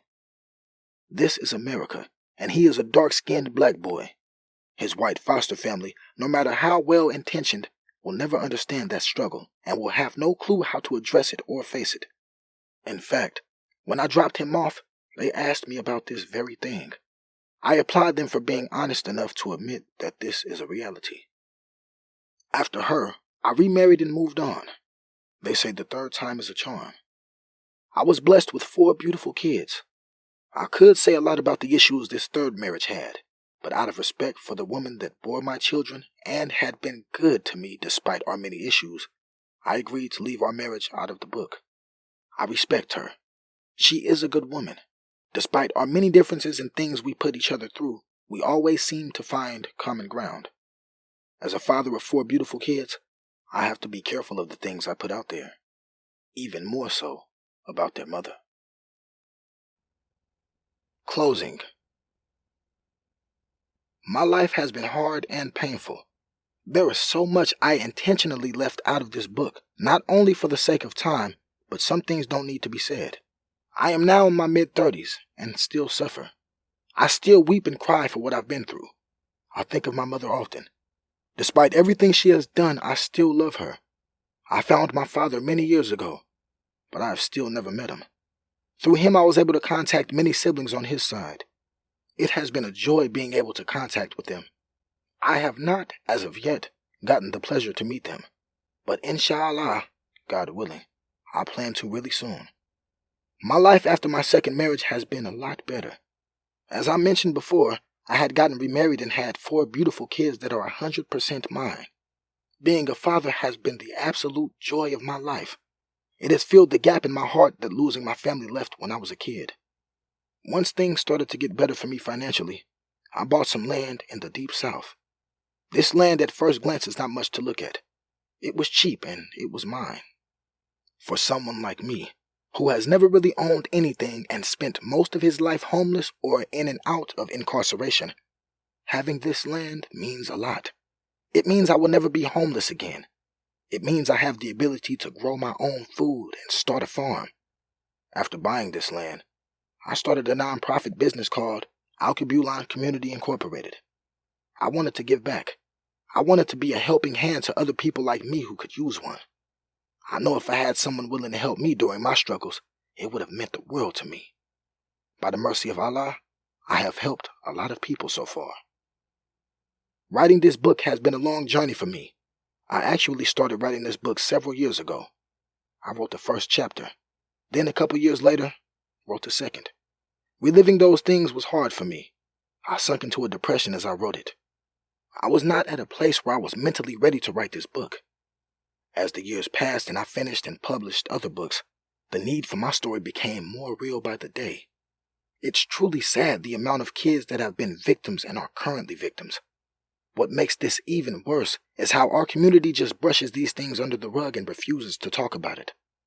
Things become a dirty family secret in order to not embarrass the family. All the while the kid suffers in silence.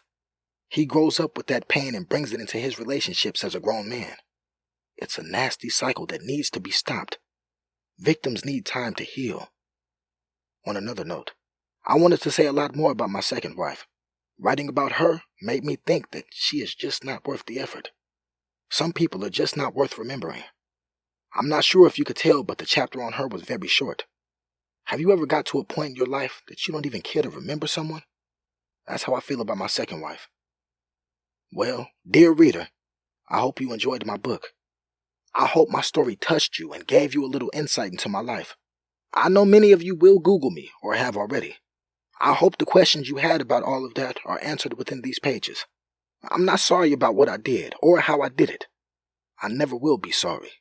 I still think America is a racist, bigoted, terrorist country. I eagerly await its downfall so we can rebuild again without the hate and bullshit it started out with. I know many will tell me to leave if you don't like it here, and all of that rhetoric that is seeping with white privilege. But honestly, I don't care. I hope you have become a fan and read my other books. May the Almighty guide us all to the straight path. I want to give a special thanks to Brother Abdullah Bayanzi for his time and effort editing this book. May Allah bless you and your family forever, dear brother. This has been The One That Love Forgot, the Jesse Macbeth story. Written by Jesse A. Macbeth, narrated by Drama Simpson.